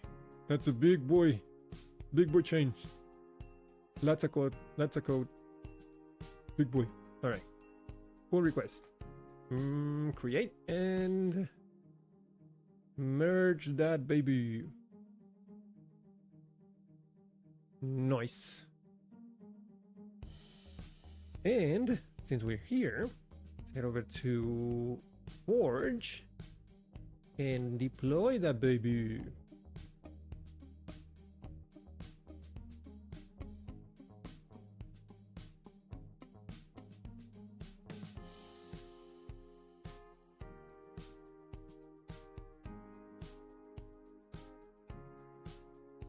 Deployment complete. We love to see it. Yes.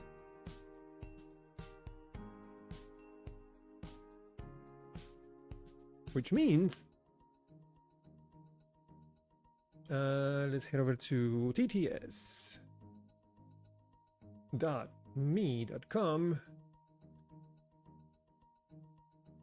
Login. Yes. Head over to events. I have to make events the default view at some point. Oh, failed connection. No. Why, you son of a bitch? Why you do this to me? Oh. Arr, har, har.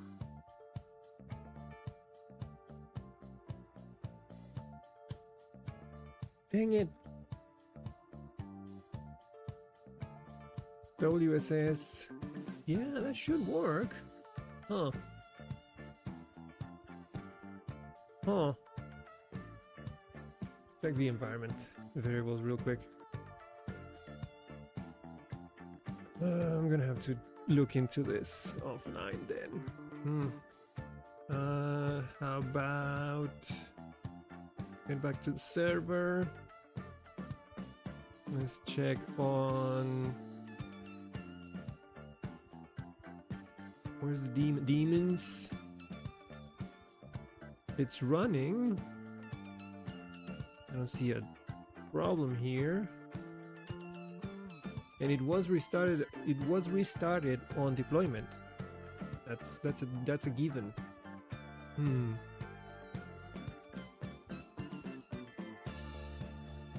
So close. So close.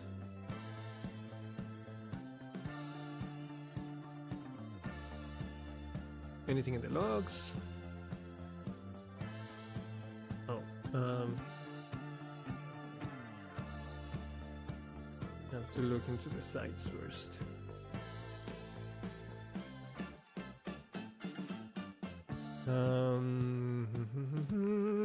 Anything in the logs?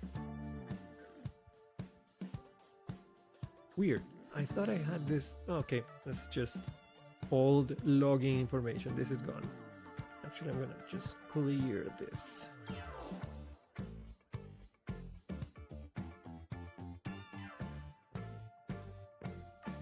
Why wouldn't you work? Oh, maybe it's just Google being dumb. You know? Maybe. I'm gonna try.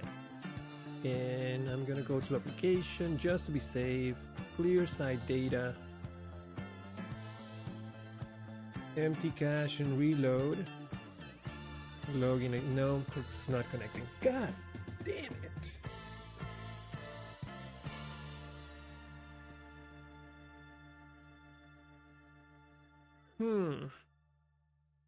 Yeah, it was the same problem that I was having locally, but I really thought maybe not. I'm gonna check something real quick just to be safe, but I can't show you. It's in environment, but this part I can't show you. So this is the yes, and then down on reverb. Yeah, that's good. The host, that's fine. The port is the one that could be a problem. That's the one thing that I changed locally, but because it's locally, I use 8080. Doesn't make any sense that using 443 on a separate domain. This is supposed to be running on a separate server, and it's running on secure socket layer. Maybe I don't understand it yet. I'm gonna check something else real quick. I'm gonna hide this. Just gonna make sure no, I'm fine. I just wanted to make sure that I didn't have anything overriding these values at the very end, and there isn't anything like that, but okay, we're close. I'm gonna make a pause here, and we'll figure this out next time, because right now my brain is just shutting down and I need to go to sleep. So we're gonna cut it here, and we'll figure it out next time. Okay, just a small step. Thank you so much for everyone who joined in. Appreciate that.